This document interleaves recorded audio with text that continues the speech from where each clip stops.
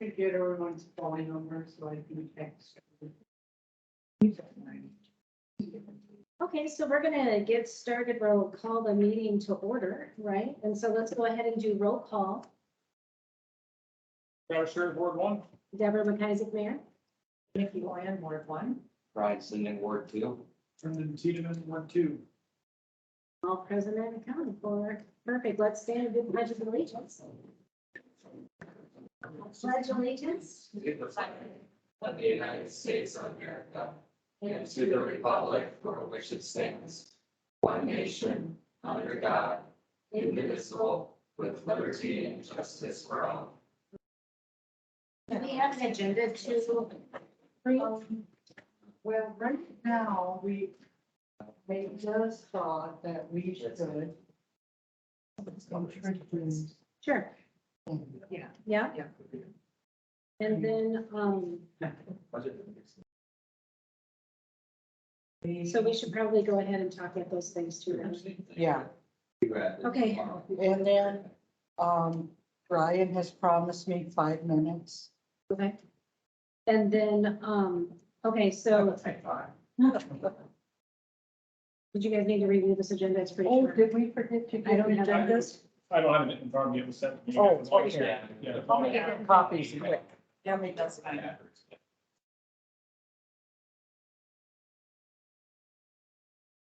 While we're waiting for copies, do you have somebody to introduce us to, Ryan? Ben, is the council and mayor. Welcome, Ben. I'm Ben Groups, I'm around 12 years. I forgot. Back for change, and glad to be here. We're glad to have you. Thanks. Welcome. Welcome. That was really easy, wasn't it? Short and to the point. You live in Del Rapids or outside of Del Rapids? I live in Delaware. Yeah. What about the golf course? So not really, but kind of. but not. On the golf course, but I'm not a surfer, so it's kind of. And something. Because half that town's a little first. Yeah, it's up in there. You know Steve Aldrich then? Yes. It's like down the road, like. Yeah. 504 It was good time. Yep. He used to be the mayor here, so. Sure. Ben is a joy to work with. You're just saying that because he's staying with me. Okay, is there, we have to move to the review. Because we don't have any minutes to approve, so we're gonna go there, right? Okay. We,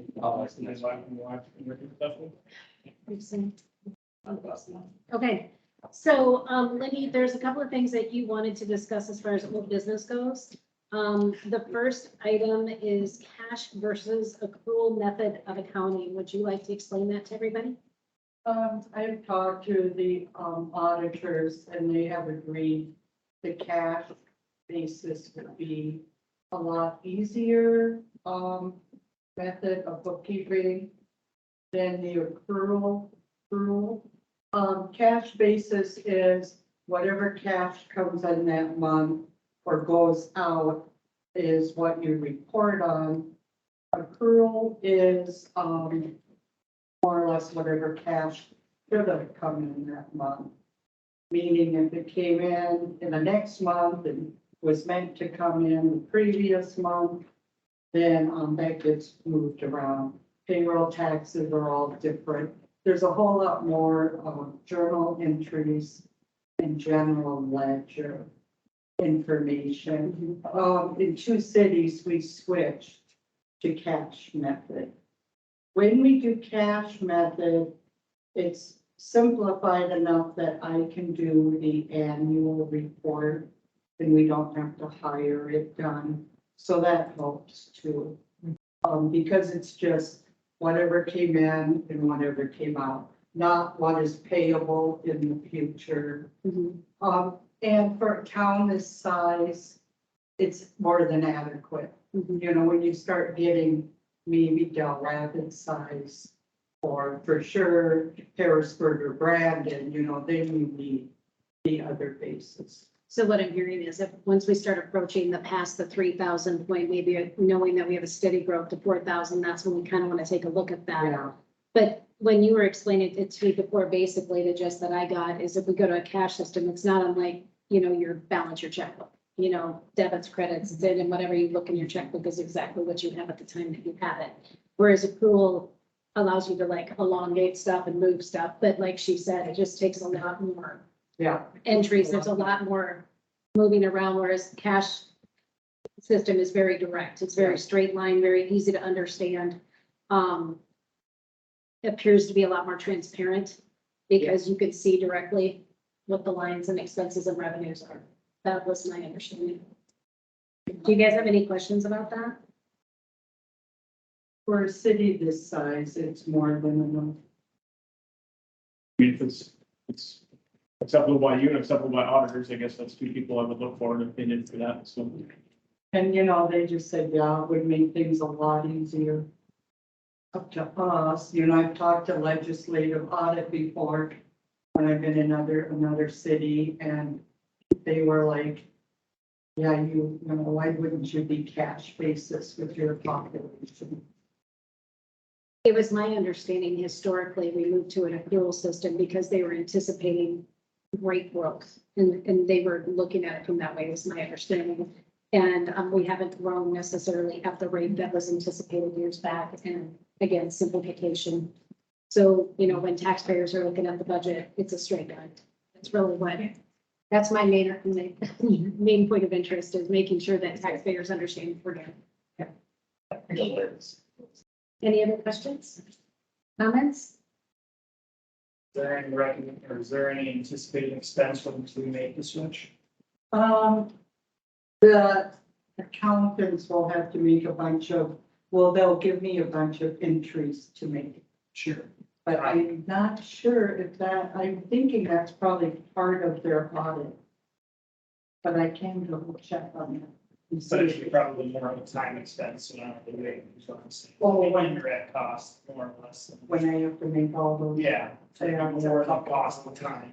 Yeah, that takes a couple of hours to make those adjustments, but they'll give me a sheet full of them, and I'll just do that. That's And what Linda's it's- done this in 2 other cities where they Yeah. were in accrual and went to cash. So she's experienced in this transition as well. Yeah, it just was a lot simpler. Not too cumbersome. No, not at all.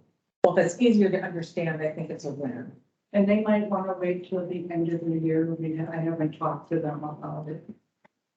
We'll probably discuss it when we have our meeting, Okay. the auditors. So is this more of a heads up for right now? Well, I'd like to tell them that we are in the switch. Okay. And they can tell us when's the best time. Okay. So you're hoping that the council will consider moving to a cash system? Yes. Okay. It'll be easier for future finance officers and. That's something we should do at regular meeting instead of here, or do you need it regularly?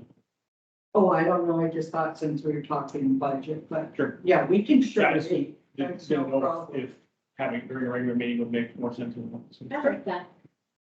It's not a time crunch, Okay, just to try and get more people to Yeah. understand the theory behind it, I guess. there's no rush.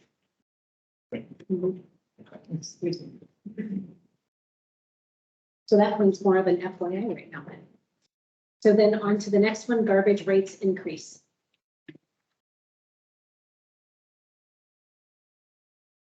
What day is our next meeting?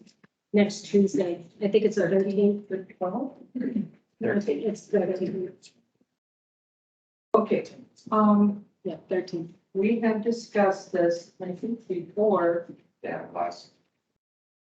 briefly. I wrote some notes for myself. If we want, okay, right now we're breaking even or losing a little bit every month with our garbage because the contract went up. And I'm sure it's going up everywhere, diesel prices. Yeah, so that really threw us for a loop because now we're losing a little bit, but we're still, we made more in the beginning of the year, so. But before long, we'll just be losing every month. So I figured if we charge $5 more per customer, we could make 26,000 profit a year. And that's why we have garbage service, is to make a profit. I don't know in the past what that was supposed to go to, if there was anything assigned to garbage rates. Or, I mean, it's nice just to put it in the general fund, you know. What we used it before was like the street sweeper, part of sanitation, so we used the revenue to pay for a street sweeper, if we were able to use that as part of that. So I mean, that would be kind of some of those expenses, I think that we're outside the garbage service. Cleanup days always came out of there when we actually had to buy the roll offs and stuff, or pay for the roll offs. That was all part of that expense, kind of generating a lot of this. That sounds worse, 469, I think. And I didn't take into account the dumpsters. I was just like, okay, raise those $5 to. Okay, 469 times 5 times 12 months is 28,140 roughly. Times $6 a month, it was 33,000.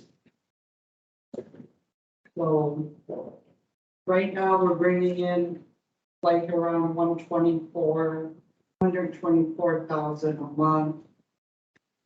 Or that's what we're paying out, is 124,000 a month. And we weren't bringing that much in. We're about breaking even. Do you know when the last time they were adjusted garbage rates?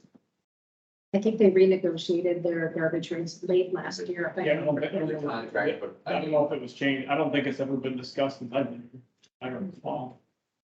They probably renegotiated the contract. We renegotiated it, yeah, User last year. fees were probably haven't been changed for quite a few years. Yes, mine's been the same for quite a Yeah. few years. Right. I haven't seen anywhere they have been increased. So Well, when we discussed this before, you said we're still cheaper than surrounding towns. oh, yeah, for like, well, Even if we go up to our $30. users, I'm at $36, I think, a month for my garbage service. But we're not even close to that, so. I'm sure every small town's gonna be going up with the diesel increases. How much are we on track to lose? Right now, couple of thousand. We're kind of even. So if you raise it $5 a customer, it would equate to you're saying that $26,000 a year. Subtract out the expense of $2,000, say, you're saying.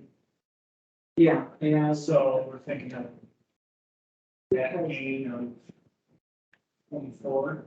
In July, we brought in 10,394. So that's 124,728.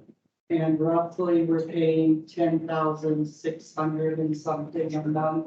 So we're losing about 300 or so a month. So it's 3,600 a year. Sure. So that's what we've started losing since April, when the rate changed. Yeah, Most of that from the fuel surcharge side of it, or was that from the rate itself? part of it was the fuel charge. And how much the rate went up versus the year prior? The rate's still like over 9,000. And then the fuel charge is about 1,700, and it's gonna stay at 1,700, because I looked up that triple A thing that the contract reference. Yeah, and anytime it's like above $4 or something, Yeah. and now it's at 5, I saw the other day diesel is. Yeah. Yeah, so anytime Maxed it's out is- above that, Yeah. they get to charge a certain percentage. And so that's Yeah. something that you gotta include in that 26 that the surcharge that amount, but that's above and beyond what our contract rate is, Right. correct? Yeah, and So we So would. that's included in your Yeah. 3,600 negative. Yeah, That are that was lost, right? included. Yeah. So that's why if you take your 26 grand, subtract out your 36. I guess I was just looking at $5, $4 increase, $3 increase, at what point is it not, you know, what I mean, you have to go right to 5. Can you afford 3, you have to go 5, that's all I was trying to do on that. So, Is there another tier increase for diesel prices? God forbid it goes up more. I think it's at the I highest. think it's maxed, I think it was maxed out like right away. Yeah, I think I looked at it when we first had this discussion. months ago. yeah, I'm pretty sure it's nice to be. yeah. Did you do a flat rate increase plus a fuel surcharge where that can be backed off if fuel goes back down to a reasonable cost, or should you just do a flat rate across and call it done? Or is that even doable? I mean, For we can these, I'd say a flat rate, because Yeah. we don't wanna have to, maybe because I think it would be almost an ordinance change, you almost have to redo the whole resolution or ordinance change to be. And then it would generate more questions, Mhm. you know, And then if you would, you'd always be playing, catch up. because you'd also be that two meeting delay Yeah. for 20 days and then. Yeah. I think easier is better. Well, with the increase of cost of everything, and if we haven't adjusted that service rate, I mean, it deems reasonable to at least consider. Oh, yeah. You know, you have to do some raising it. And then what is, Yeah. do we have a yearly, with the contract, it's probably a 3-year contract, I have. Yeah. 3 I believe it years, is. so every year we do stuff, right? Yeah, it's staggered. but That that, happens. I can get it, take a second. Yeah, it's definitely a 3-year incremental, and so it's gonna go up and gonna go up. So our 26 year one will be. It could be, 24 it could year- be even by year 3. Yeah. You know, to address your question of the 3, 4, or 5. Right. If we, so you're saying jump to 5 and you might have to touch it for 3 years? that may be the Potentially. case, it might be worth considering as a thought.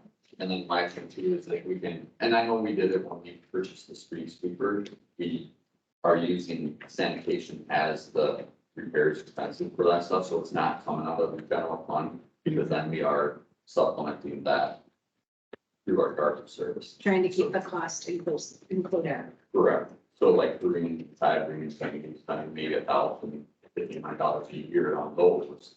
So then that's another expense that we could always remove out of their source, depending on how much we get. So in 4 months, we'll level out the negative number, so. Well, no, that's not true, it doesn't go up till April. So it goes up $4,000 in April. Of 23. So you've got 26, 2022. 7.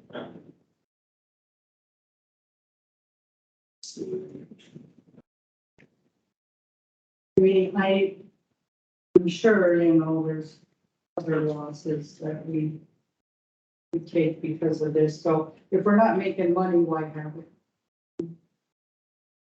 Otherwise, Go back to otherwise it quiet. could be a pass-through expense to the citizens, and then they choose their own garbage service and Yeah. all contract directly. And then you got 50 trucks driving through town. And then in the range would go up. Yeah, and Wait till I just wanted to bring that up, the whole reason why we're doing it, is they, with the larger rate, we negotiate a better rate for the citizens, as opposed to them getting service on their own.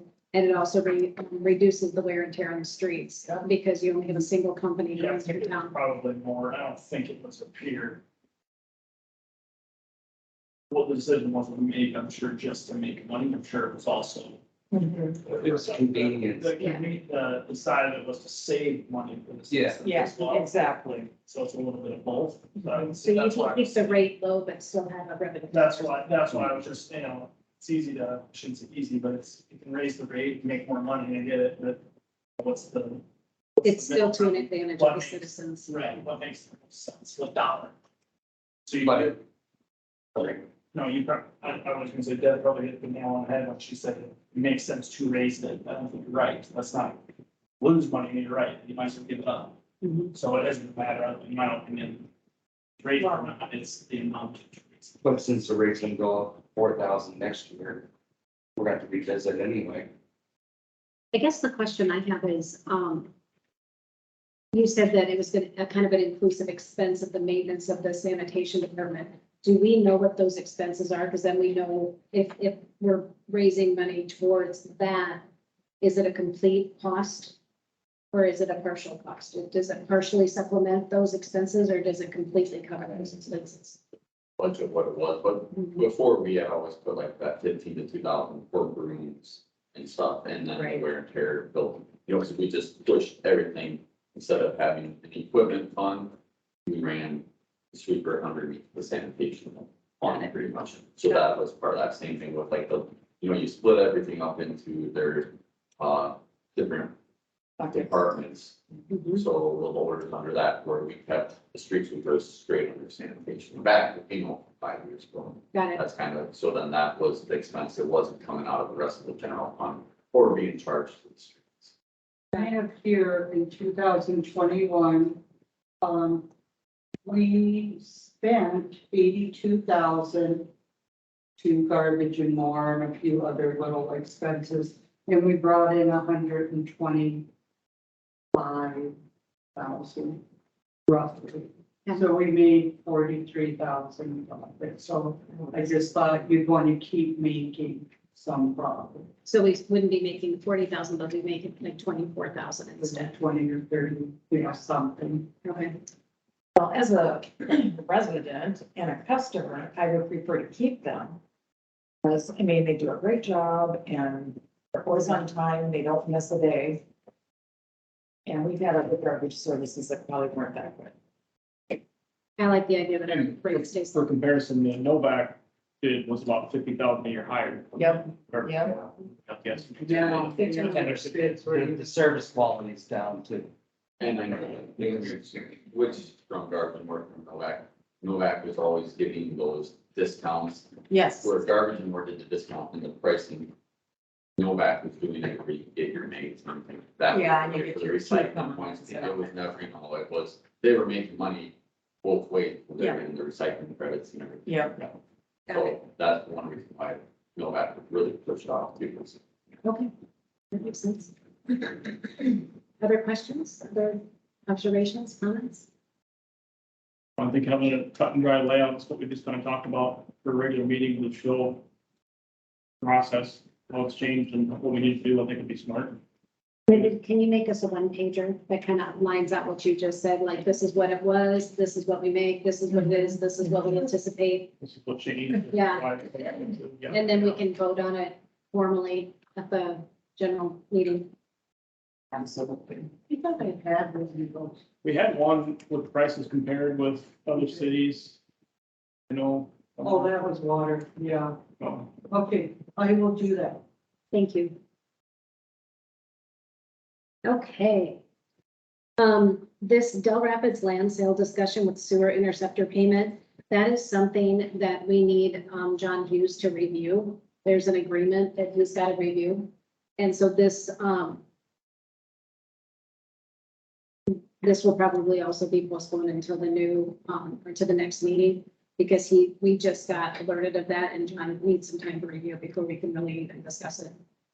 I've spoken to Doug and just to have them run through their books to see what they have paid out, to make sure that they paid out everything that was part of that agreement when they opened up the lots and stuff. And that's what he kind of said, it was when the lots were platted, they were supplement that 1350 per acre at that point. So he was gonna look into their books and then I have John look at, because I don't know if it's set up with grant or anything. So what we'll do is we'll take this information, present it to the council so that way you understand what this even means. And then find the historical, figure out where we're at, and then figure out how or if we need to apply it to other developments. That's something the auditors found. And asked, and I have no idea, but Ryan's been helping me on it, and I think Banner also worked on it. We have to Banner. contact them. Did that, and then it was, I think in that ordinance or in that paperwork, it said, 98 acres or something that were part of that sewer intercept, and I talked to Doug, I think they had 39 acres was what was platted by Bell's Lumber, so then there is extra acreage, which would be that next development that would be draining through that system, so. Okay, so more information to come on that, so it'll make more sense to all of us at the next meeting. Yeah, that's gonna be a great learning curve for all of us. So now we're going into the really fun stuff, which is our budget workshop. So the purpose of this meeting is for Linda to kind of educate us how she has researched and interpreted, you know, in conjunction with some conversations with the auditor, some conversations with Ryan. And Would you like to hear Ryan Silver? Yes, can- yes, I'll let Linda go first, because I think we're kind of related to this, but but this is like the whole meeting, so you this is might, the whole meeting. yeah, this is all we got. Can I jump in? Yeah, so this would probably be a really good Zach's thing for you guys to go. Zach's probably on a date later. So Yeah. pass these out. How do you guys prefer sit, stand? Whatever works for you, man. Why is it so weird? Linda, do you want one? If you have them now. I didn't have one for you, Lacey, I'm sorry, but. No worries. So we're both here this evening, both as the contract employee of the city of Baltic, but also representing on Zach's case, the Baltic Area Development Foundation. Kind of discussing the organization's priorities for 2023, its budget, and also discussing how that fits in to the city's overall budget. So kind of going through an outline of the BADF, it's an industrial organization under South Dakota codified law and pending 501c3 IRS organization. Industrial organization of the state of South Dakota is kind of the banner designation given to an economic development organizations.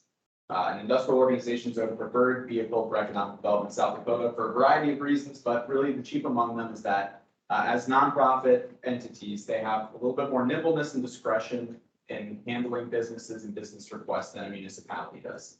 Kind of an example of how this relationship between a city and an EDO can be pretty symbiotic.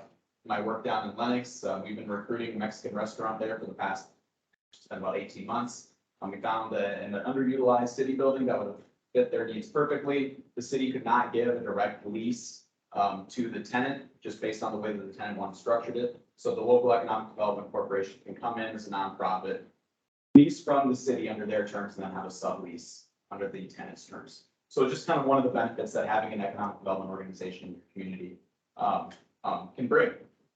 So now, one of the kind of important ways that EDOs and municipalities cooperate is on funding. As a nonprofit organization, like many nonprofit organizations, economic development organizations are usually pretty cash strapped. They don't necessarily always have the funds necessary to achieve all of their objectives, their projects and their programs. Cities, on the other hand, do have their tax base that they can rely on, as well as an additional debt capacity. So where we see a lot of municipality and economic development organization overlap with cooperations in the area of funding. If you guys turn to the second to last page, you'll look at a layout of funding for economic development organizations across the state. Where most funding, or where at least the plurality of funding for these organizations come from, is from municipalities. Approximately 45% of funding for local economic development organizations does come from city governments. So pretty typical. Those that do see maybe more earned income or see more donation income typically have like a loan, revolving loan fund component, or they're into the land business, they're selling to prospects. But generally speaking, in this region, especially in the Sioux Metro region, we see most of the funding coming from municipalities. Really an investment in the municipalities and their communities, hoping to expand the tax and employment base and raise the quality of life for the entire community. So what the BADF is looking to do in the next year is first look for an appropriation of $10,000 from the city of Baltic, and kind of to show where that investment is going. I've kind of broken down the draft of the budget. You can really break it down into three main areas, called PPO, nice little acronym for you, planning, promotion, and then basic operations.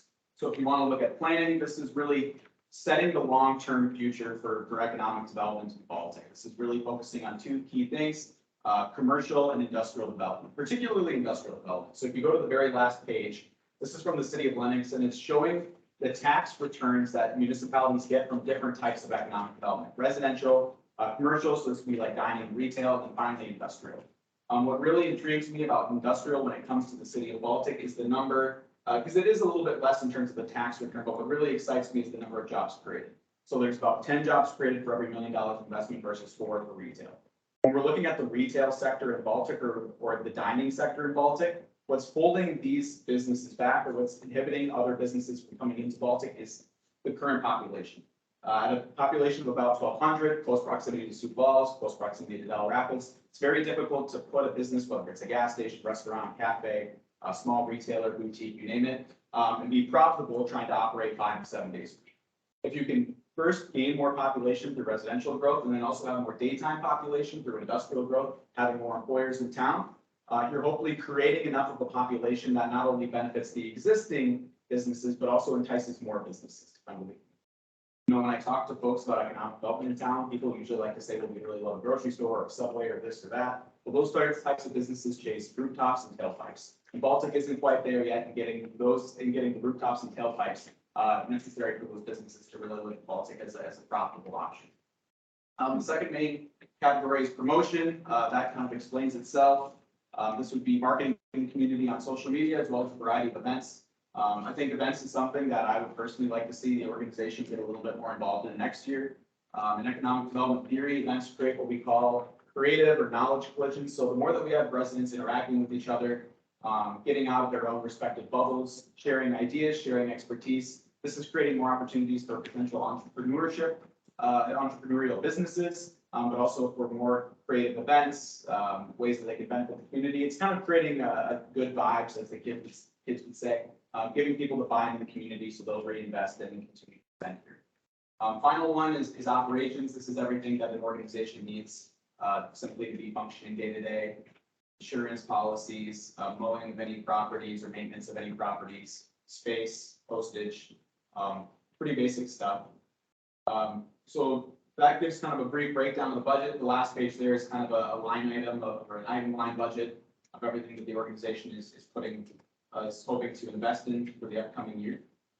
If you guys have any questions for me or Zach, then we'd be happy to answer. Did I keep it under 5? Close.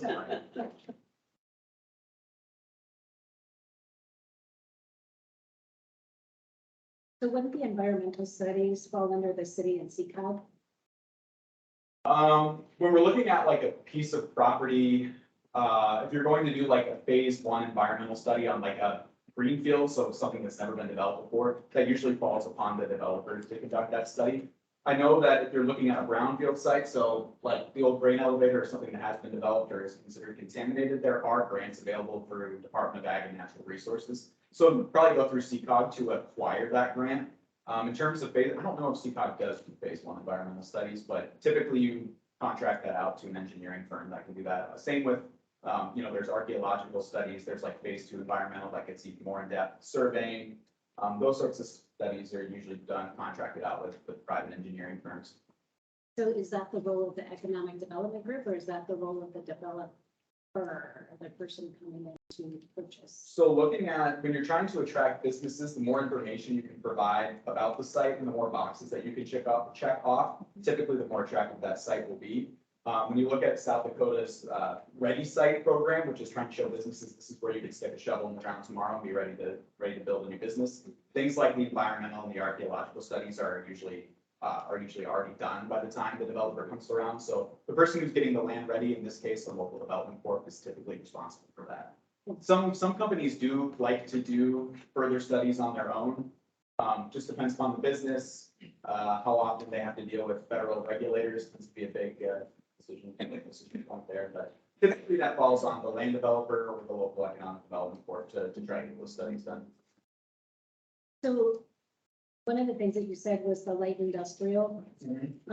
Maybe you should explain to the council the different opportunities that you feel Baltic has for light industrial or industrial development, so they understand what you're. Absolutely. So light industrial is really a broad term. It can encompass anything from your local body shop to somebody who's doing woodworking out of a garage, but they're selling their product elsewhere. So it's a pretty broad umbrella term. Light industrial has really taken off in the Sioux Metro, particularly in the rural communities. I believe that vendor, the commercial brokerage, showed that their vacancy rate for industrial buildings, smaller industrial buildings, is like 1%. So there's a huge demand for these sorts of facilities. It's very expensive to build them in Sioux Falls, so a lot of these developers are now looking outwards into Lennox, into Harrisburg, into T, so into the smaller communities. Baltic is a really good fit, in my opinion, for these sorts of businesses, because if you can have it right up against Lovely Avenue, right, you're 5 minutes away from 29, you're 5 minutes away from 115, you can get really good access into the surrounding communities, whether that's Sioux Falls, Del Rapids, Garrison. So if I want to do just an electrician company and I want to hire 3 or 4 people, Baltic's a nice central location if I think my customer base is going to be north of Indiana. So there's really good opportunity there. The issue in getting these opportunities is there's not a lot of light industrial areas that exist in Baltic. It's pretty much either right over against like Third and Lovely or kind of by the park, or it's on the west side of town by the grain elevator. So we've kind of been in discussions both with Deb and also with the BADF of where would light industrial go in town. I think the west side is probably preferable, given that if it is an employment base, you have easy access into St. Olaf, so that helps those commercial businesses. And also it's a little bit closer to Lovely, it's already there, and it's not as much of a nuisance to other neighborhoods. So kind of the areas there are several underutilized parcels on that west side, whether they're owned by CHS or some other businesses. That might be good for development. And also the city does have, I think, 13 unused acres, which at one point were reserved for a third lagoon system, which are undeveloped. They're right next to lagoon ponds. If those are never used for a third lagoon, light industrial is like a perfect fit for that parcel. It's just a perfect location for it. No one else wants to be by the lagoon ponds. You're right next to Lovely. You can get out of town easy. And you're already next to existing industrial areas with CHS. So we've kind of been talking with ISG, which has been working with the city about potentially doing a study both on that lot and also on some other areas of town of what would be a good fit for light industrial. As part of that study, they would kind of analyze, right, kind of get a site design, a little bit of a market study, and then also some other issues, whether that's getting utilities extended and getting access to some of these lots. Anything that a light industrial business needs to get off the ground. So when you're looking at these industrial condos, you know, basically think of a big storage unit with an office attached to it. Yep, I think there's already one in town. Tony Lee, not the wrestling one. There's one kind of that he uses that's a little bit further north. It's sort of like that. There's a lot of them down in T and Harrisburg. If you ever just go driving around off of Clipper, Minnesota, when you're going there, there's a ton of them right off of that roadway that you can see. And they're always building more and they're always full. So it leads me to my next question. So in evaluating, I mean, the one thing that Baltic doesn't have is land. Yeah. And so it's more of use what we have. And as far as me digging into that third lagoon, that's still very much up for debate. Yeah. About whether or not that would even be available, depending on the infrastructure needs of the city. So we may need that third lagoon, and that's a conversation we haven't had yet. So that might be a little more of a cart horse conversation, even though it seems like a brilliant idea if we don't go to the third lagoon. But since we haven't made that decision yet, it's really not on the table until we make that decision. And so, so that leaves First Avenue, which would probably, if you max that out, you'd probably have what, 8 to 10 units maybe going down First Avenue if you really want to. If, on a if, 1 acre site, you can maybe get 3 or 4 okay, so, typically. so we're talking about maybe 5 units on First Avenue then-ish. Like 5 individual condo kind of things for the perspective. I'm just trying to give them an idea of numbers. So- Um, And that's if we. you know, can it's even much fun if you get the land secured, probably 5 or 6, with each one probably having anywhere between 2 to 4 stalls, depending on the site and how you need to configure things. So that's what we're looking at from that perspective. Other than that, the RFIs that have come in asking for industrial development are looking for like 20 to 30 acres, which is not an asset we have. So maybe you could share with the council what you found with adjacent properties, if there's any appetite at all to expand. People aren't super interested. And typically, when you're looking at some of those bigger RFIs coming from the state or from site selectors, they are usually very mindful of wanting highway frontage. So when we're looking at, say someone wants to come in and do like a trailer parks manufacturing facility, they're gonna employ 30 people and they need 20 acres. Typically, they want to be right next to a highway because that's how they're gonna get materials, labor, and everything in and out. They want to be, they would, if they were going to Baltic, they'd either want to be right up against 115 or preferably right up against I-29.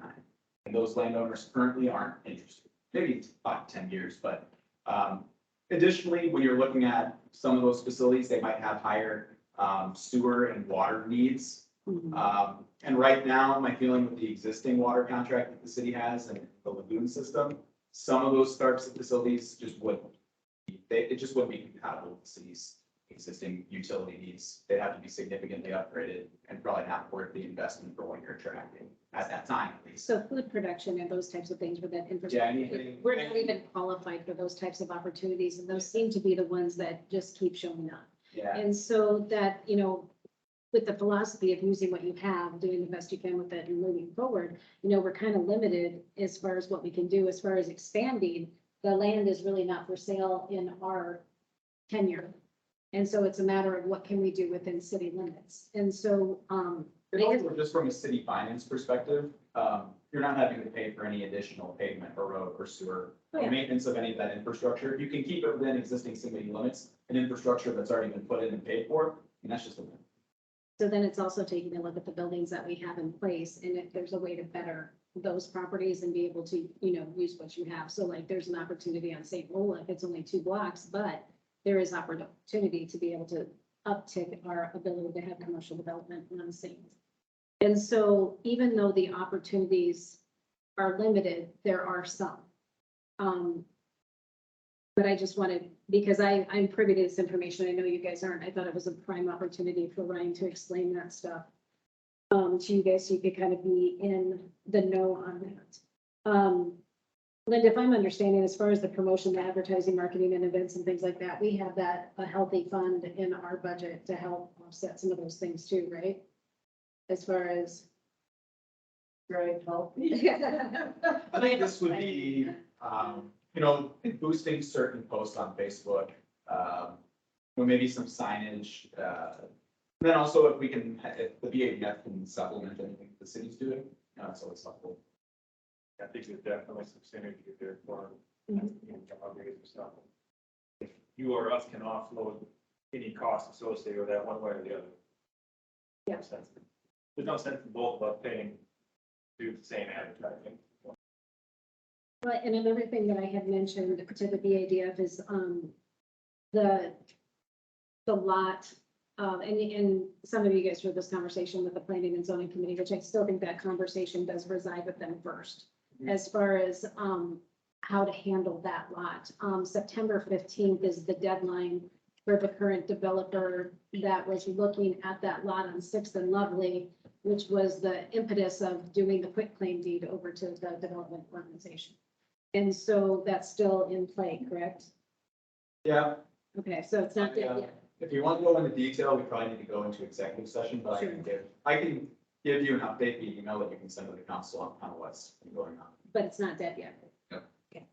And so, there may be an opportunity to have a conversation with the BADF, what to do with those taxpayer dollars that were turned over. And to make sure that that's something that we still want to do as a council, or what we want to do with that arrangement. So, and the reason why I bring that up is because that is a large portion of their cash flow that they're presenting for their 2023 budget comes from the sale of that lot or the marketing and sale of that lot. So, but that first conversation probably starts with P and Z and then they make the recommendation of the council to figure out what to do with that. So I just wanted to make it transparent at this level as it was on the P and Z too. Okay, Ryan, what else you got? That's pretty much it in terms of the budget. If you're thinking about, right, so we're looking at a lot of the projected income coming from the sale of a lot. And, the expenses are totaling out to about, 75 grand or so. Remaining that, most economic development organizations in the region typically keep that in a money market fund or something that's fairly liquid, but still interest bearing, just letting that grow. Just kind of my personal preference, I can't speak for the board. I prefer if the economic development organizations that I work with keep a pretty decent amount of cash on hand, just in case opportunities come up that you want to respond to right away. You never know when there's going to be a parcel that simply just comes for sale out of nowhere that's really attractive that you want to take a risk on, or you're going to be needing to do upgrades to a site. So having a little bit of cash on hand, I think is just a good thing. It also strengthens the balance sheet. So if you're looking to take out a loan, you just have something that you can kind of borrow against, and it's better for lenders. Does anybody else have any questions on this? We prefer the economic development organizations are pretty cash rich. At least that's been my experience. The more cash you have on hand, the more you can do.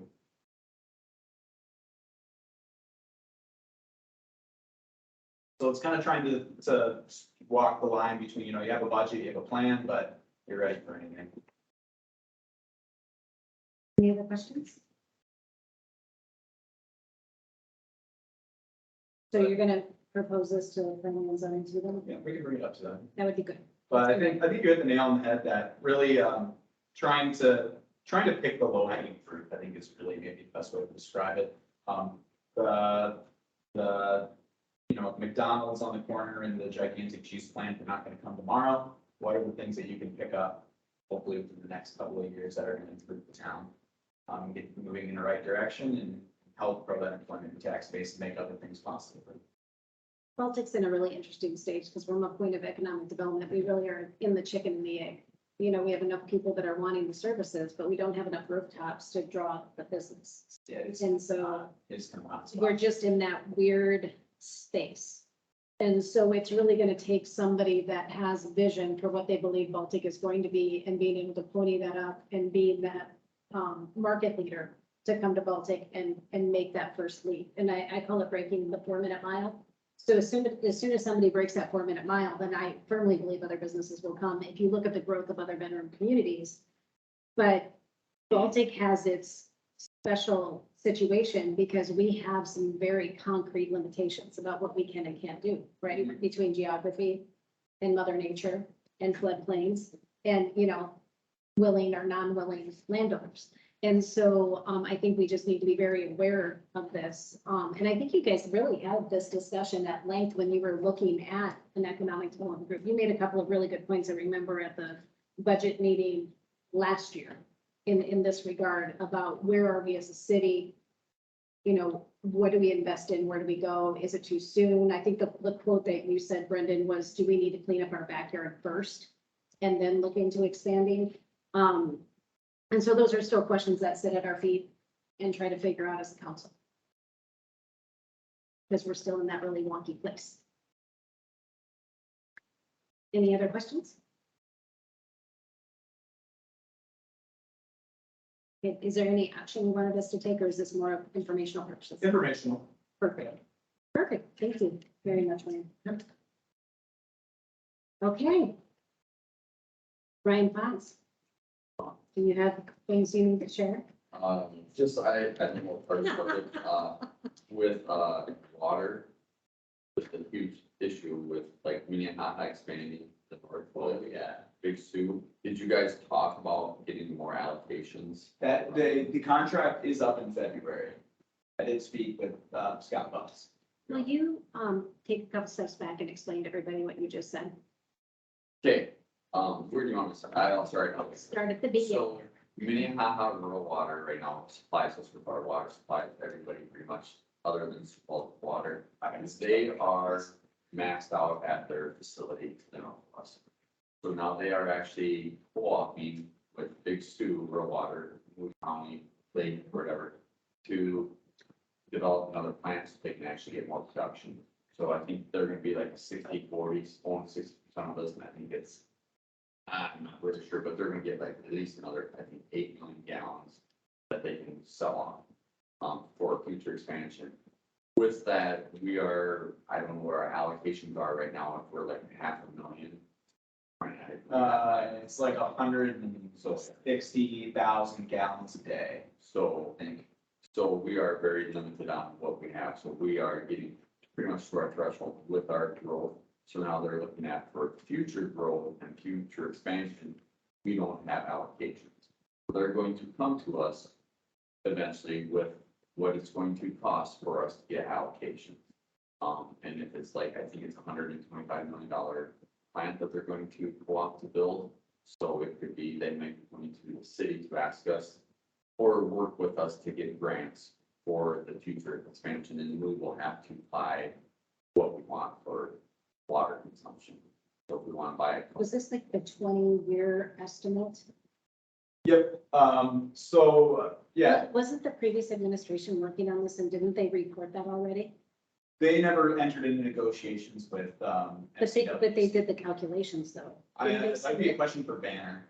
There If they did do the calculations, I never, was, some numbers and some stuff. I think there's been talks about it. I don't know why, I guess, I don't know what. I believe the previous maintenance superintendent was working with the previous city administrator to come up with those numbers, so we kind of knew where we stood on a 20-year estimate of what we would need.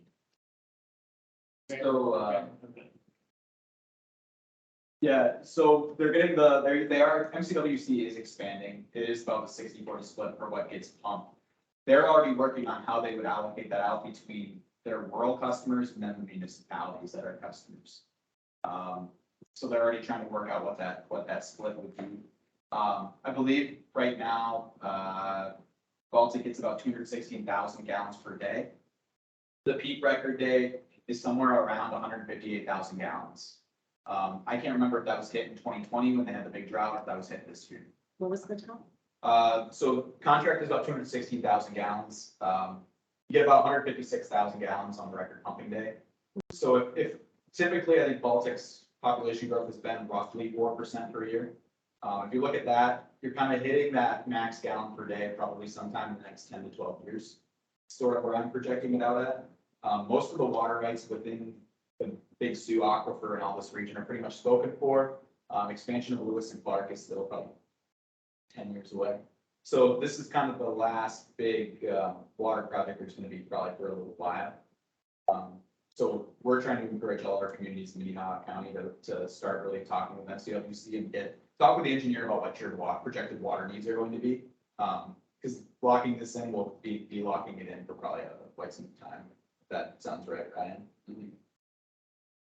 I haven't really looked at the water facility plan, but I maybe perhaps I've seen it. A couple other additions is water usage. Also, our water tower is small. So if you're looking at 156,000 is what's pumped at high peak, our tower is 100,000 gallon tower. I think that high peak, there was a fire in town that day, if I remember right. I think Aaron commented about that. It was significantly higher that day. So those are, things that Banner has on there is either, for a future improvement, would be a water tower, would be either tearing down, I've read through the plan, either tearing down the existing and putting up a new tower at the same site, or putting one up on the northeast corner of town. It's going to be some of those things, because I know looking at the plan, there are on the top of the hill on Fifth Street in Grand Park, I think there's 4 or 5 houses that are going to be under 40 pounds of pressure for that house when I think one house is being built right now that's going to have under 40 pounds per specs. So it's going to be probably in the future when we get more homeowners up there, there's going to be more concerns coming to the table about I have no water pressure or I have a low water volume. So along with purchasing more water, we're going to have to look at also building a tower where we're going to have to start looking at our rates. And that A little affects bit fire. sooner than later, because we are playing catch up on a lot of stuff, so we might want to be starting to build up that hefty fund, because we are going to be spending a lot of. So that also affects fire hydrants too, like Travis just said about Correct. fires, that with another 128 houses coming down the pipe, that affects our ability to be able to have proper pressure for the fire hydrants too. So Is that pressure as it stands now, or is that with gridding the system that Banner talked about during the water? That's as it stands. I think I'm pretty sure with the facilities plan right now, adding Grand Park and Nielsen's into it. With whatever's in the ground currently. Correct. Because there was talks with Banner as well on gridding the system through that whole big Yep. road and some other improvements with water lines. I don't know how much that would affect the pressure, but you know that. I think the pressure would stay the same, the volume would increase for those areas. Because you'll only get the static pressure for those houses, so, but you would be able to tell you have volume, instead of losing pressure and volume, you'd actually have the volume, you just have not the greatest pressure. But yeah, that would be that water main connecting from 4th to 5th Street would help, and then I think for the Phillips Crossing would be going down that. Love that, those are some of the proposed improvements. So is that another lovely check mark for the P and Z to be doing the water mitigation report and evaluating that and making it sure, where does that 20-year estimate fall under? Does that fall under your purview or P and Z or? Well, I commercial think- land? The water and wastewater facilities plan, I think both the board and the planning and zoning can have probably review. But that would be where is our next step, and I think that would be more. And that's where comprehensive plan comes in and capital improvement projects come in too, right? Yep, and that's some of those things I think that Banner had worked out with the ARPA funds or whatever to have stuff kind of put it into advance, and I think that was the two main distribution lines. One was Oak second, and then the other was closing the loop, going across and forth the Fifth Street. Yeah, There's one on top.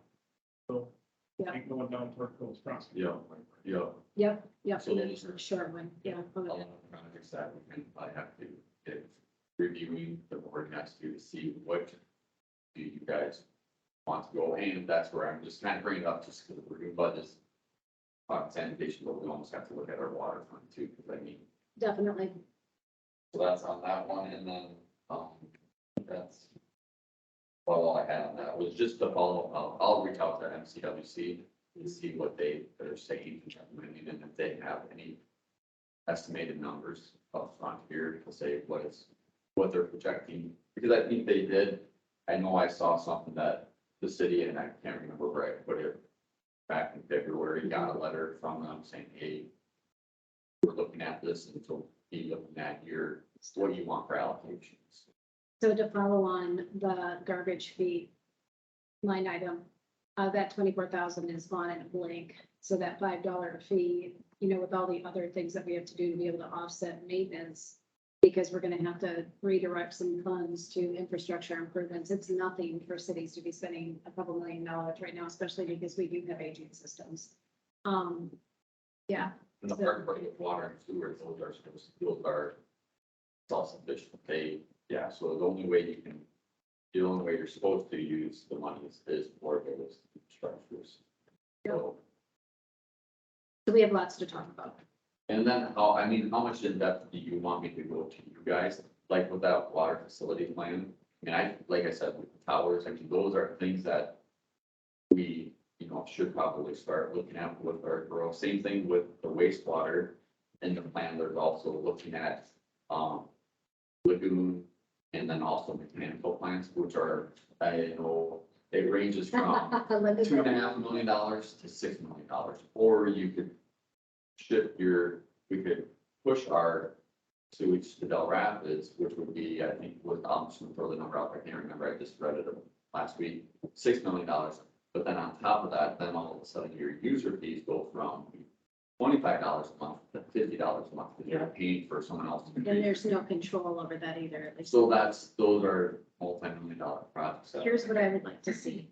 If you would start the process of high level educating the council, so we have it on record, we're understanding the big picture, and then we start drilling down. I don't think next month is too soon to do that. Okay. Because we have some pretty big decisions to do, and I think it's okay for us to start learning about that stuff. Sure.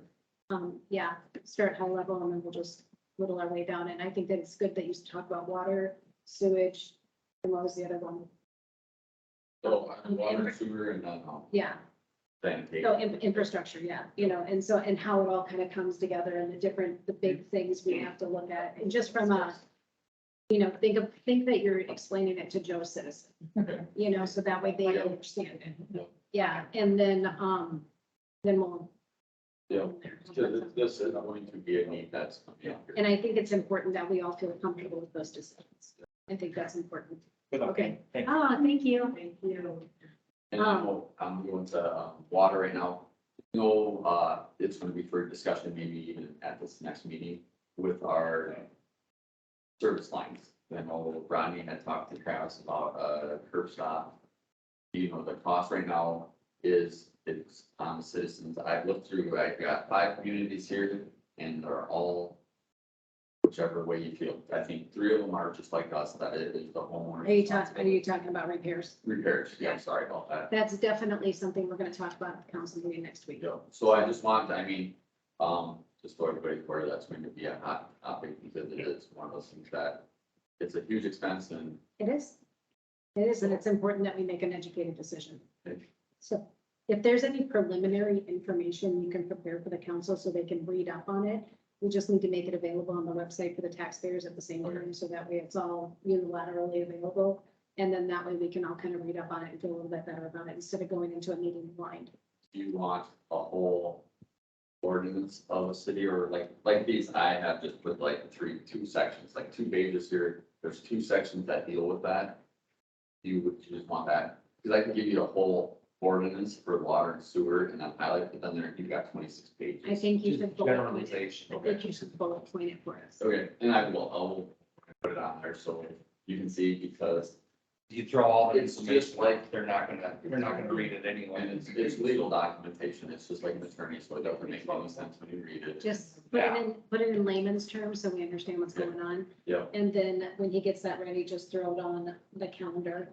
So that way it's available publicly and then get it out to us. So that way we all have it. Email it to you. Yeah. Okay. What else? Just another question, for the library, and this, we don't have to, it's just more informational from you guys where I should go to this point.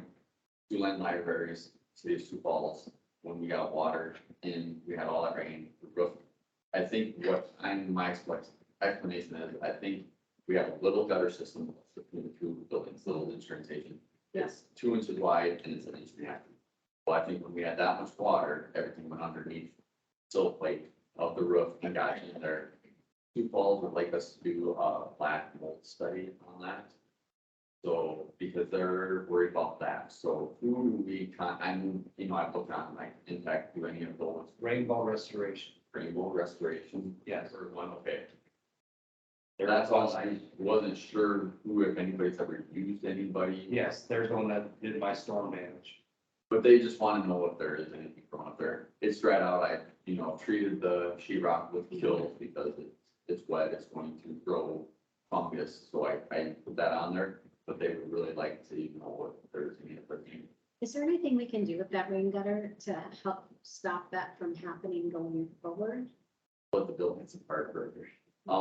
The way it is there's a pitched roof, ours is kind of like a Quonset rounded roof. So half our roof goes to that way, half the roof goes that way. Ours is actually, I think they must get water into, I think that back in the day, they got water in there. Because if it runs past it and up through past the gutter, it comes in through the floor. And if it goes that full, but I'm pretty sure when it was raining that heavy, Is there there was probably any way like. to secure that water up top and then just run it off? Watson. No, it's running off, but it's at such a slow pace, because it has to run off both roofs and for the water amount that's there. I don't think there's any fix, I mean, putting a new roof on it, they put a new roof on it. Yeah. That kept it from coming in from the top, but I think it's coming off and under.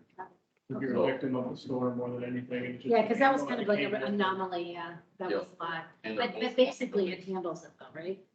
On a small rain, I think it does, we'll get up there and we'll clean out, there's maybe like a 1/8 of an inch of dust and dirt in the bottom of it, but it's mainly, it's just a slow rain that it can gradually drain away, just Okay. a heavy rain keeps it up, so I will check with Rainbow Restoration to have them. When do you need to contact them? Did you- They want it done as soon as possible, I mean, this has been since last meeting, they contacted us and said, hey, when. I'll text you their phone number tonight. Okay, Kathy's been very good. Kathy's worked for the city for a lot of times. So it's happened before we paint ceilings.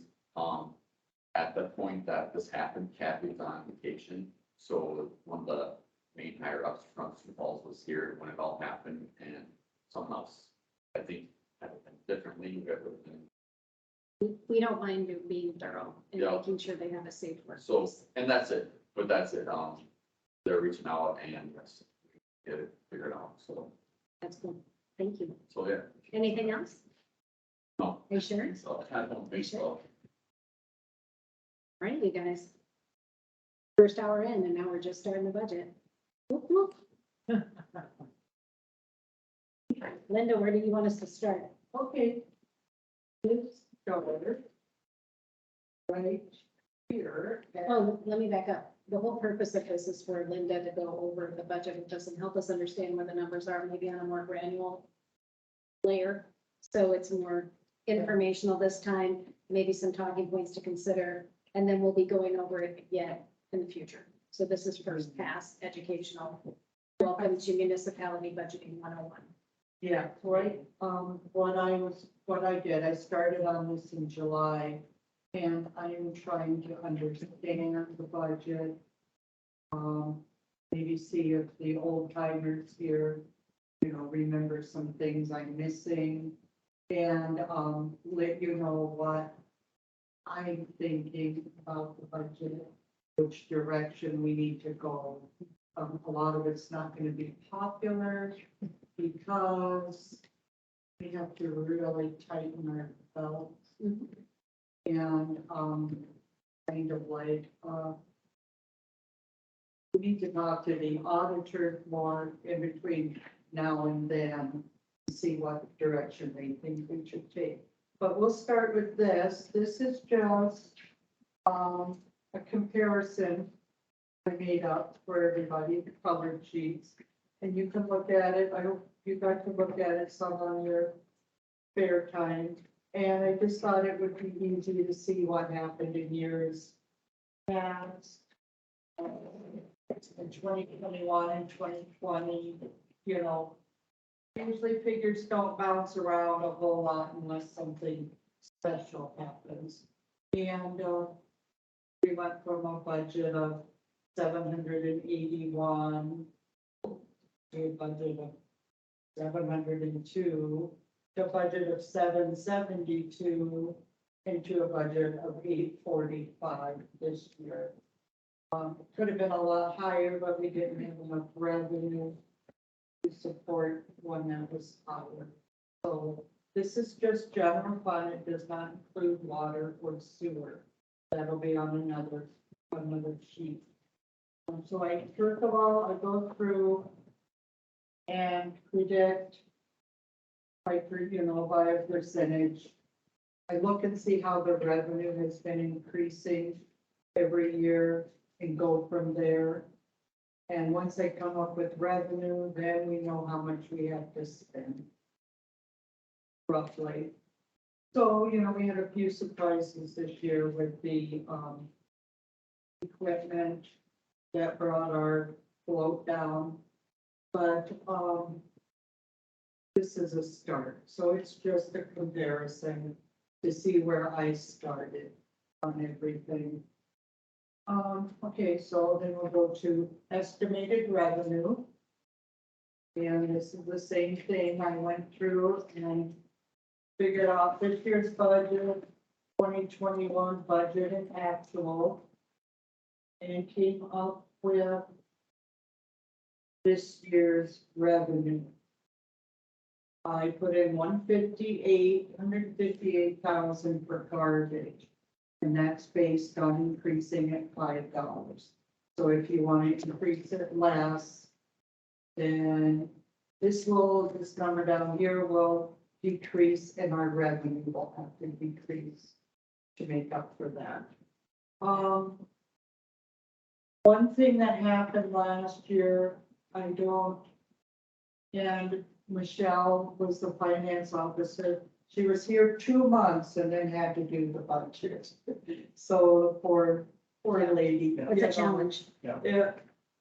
It takes a lot, and she had some really good notes that I looked at and read, but she was too high on her property tax. So she had budgeted 277,000. I had to lower it to 272 because the county tells us what we can levy or appropriate. So I was all excited thinking, we'd probably get 300,000. And when I called and started talking to the county, that's what happened. That was disappointing. So that was money I thought we had. Sales tax was excellent. I put that at 250. So I'm hoping that comes true. Now, when we get going a little bit Can we talk further, about that for a minute? The sales tax. yeah, The sales tax is, if we had a healthy commercial base, that sales tax would be very predictable year over year. However, we got a big bump this year because of the supplies of the houses that are being built. Mhm. Another large source of the sales tax revenue that we get in Baltic is online sales.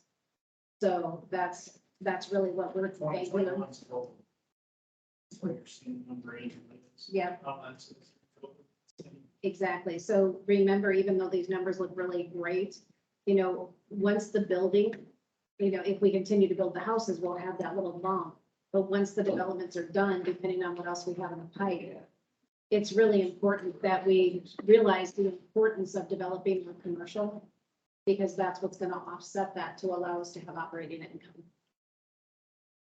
Okay, Yes, and also, this is something I need to talk to you about when we get going. A fourth of this money goes to capital improvements.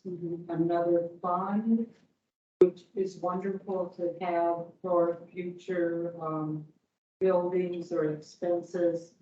But when we get into this more, we'll have to decide if we can afford that or not. To put that money into another fund. You can tap into capital. I don't know, I've never had. I'll have to ask, but, But right now, there's a resolution or something in place that says 25% of it goes to capital improvement projects, right? I haven't found it, but that's what they've been doing. I'm sure, one, it's not written in stone. You can change whatever is happening now. From my experience on streets, you really don't want to take away from your CIP program. Right. Because those that expenses are goes high. into your infrastructure, it goes into your road base, Mhm. your street department. It's something that you really don't want to string out or lower if possible. If possible. And then another thing I want to just make really clear, that property tax, that's the 3% of property. When a homeowner pays their property taxes, 3% of that comes to the city. And I think that a lot of taxpayers don't understand that because they see this really big number and there's a chunk that goes to the county. There's a chunk that goes to the A school. big. There's a chunk that goes. Yeah. And so I think I did a breakdown once before, and we can certainly research that again and make sure we have those numbers so the taxpayers understand where their money's going. We literally get 3 cents on the dollar, and then we have to operate the city with that 3 cents on the dollar. Isn't there a ability to negotiate that with the county? You can do an opt-out, but I would really, really, really, really strongly recommend we operate with them. Yeah, we gotta have some pretty compelling reasons to want to do that. It's pretty much frozen by state statute unless you opt out. Yeah, and Oh, okay. And in light of the school bond that just came through, because the last time I did this breakdown, 58 cents on the dollar went to the school. 3 cents on the dollar went to the city, 1 cent went to the fire department, and then basically the rest of it went to Minnehaha County. That's what you'll see. Kind of, you want to attack, what to do with my money. In reality, it's like, we should go talk to the school. Like, It's not they just talking about that song, they had a good layout of, they talked a lot Remember about. that handout? I gave you? Yeah. Yeah, it's a great sheet. Total breakdown of where every dollar went. Yeah. So I think it's really important that we're very clear as we engage in this process, so taxpayers don't even have a question about, we're just 3 cents. Yeah. We're just 3 cents on the dollar. That's it. And so we're trying to do the best we can with 3 cents, and that includes sewer, water, roads, curbs, walking paths, all the things. And so I think that it's really important for taxpayers to understand. Yeah, I think I always did it as a percentage, like 5% went to the city, 15% went to the county, and 80% went to the, so when they get their overall tax bill, it's $20,000. Well, you figure out what 10% is $2,000, so the city gets half, $1,000 goes to the city, and then The rest of it. $18,000 Yeah. goes to the school district. It kind of makes your guys, and the city's easier just so people can understand. Because then when they think about, I'm paying all this, and it's, who's it going to? Well, it's I think it's really important we're clear about that. You can't drill that point home enough. Nope. Okay. Okay. So. Right now, out of this budget, the revenue. So you got your sales tax, if that continues, we can figure out minus 60,000. Going to capital improvements. And the Verizon agreement, that has been going away. Where is that?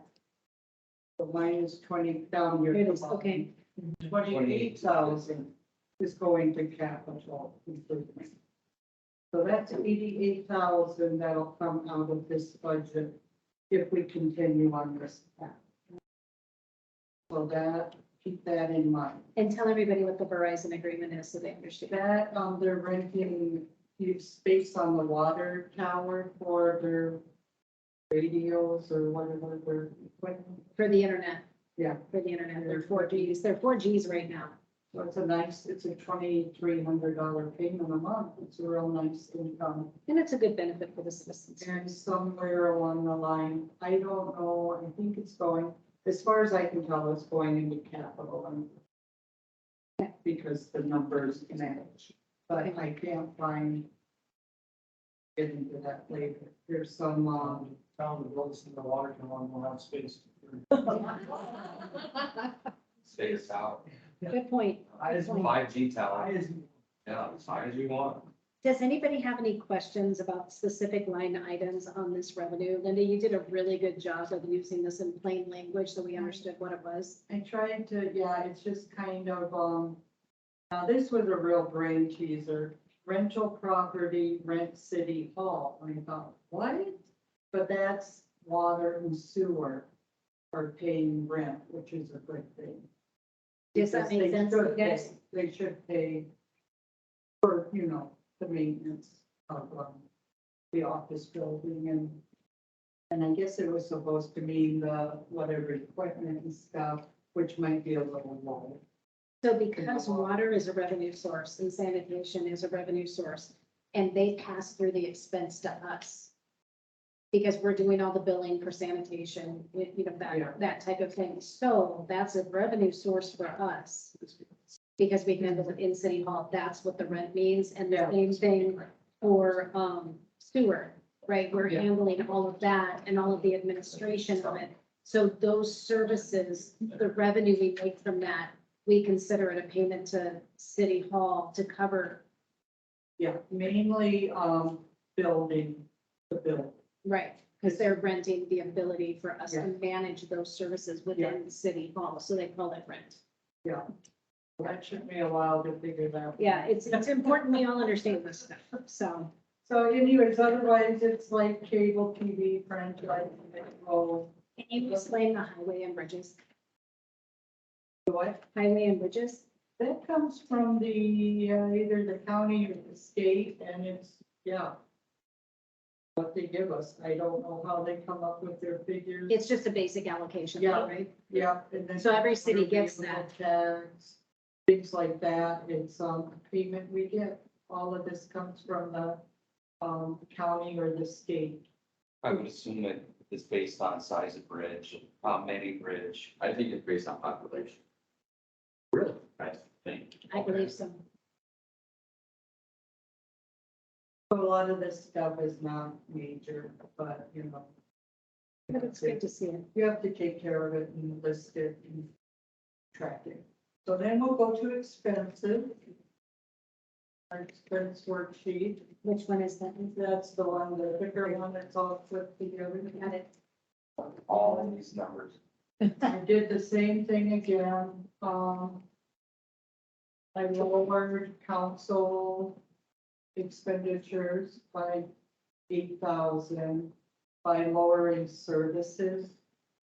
Services was kind of a catch-all for anything that someone didn't know where to put it, so they put it in services, which, I took to be attorney, engineer, It was kind of a nondescript miscellaneous yeah, pool of expenses. And so what Linda did is she's trying to break it out so we can see exactly where those expenses go rather than just a general services bucket.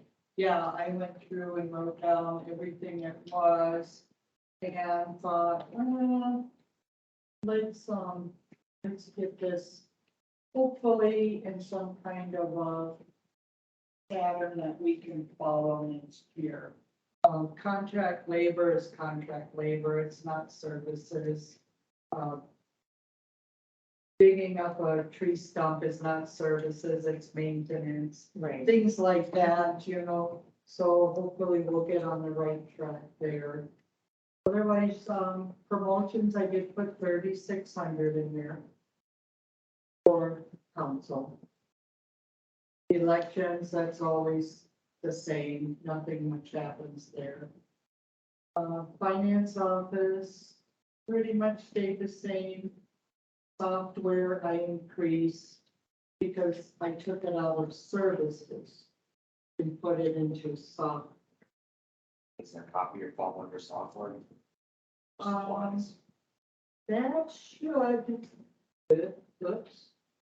I would think that should go into equipment. Which I don't have. The equipment and city hall. I'm also gonna do some research on the software and our Microsoft licenses to figure out exactly what we need to make sure that our staff is protected and secure. Our digital assets. So more information to come on that. I'm getting pricing now. Yeah, That copy should go in the city hall budget.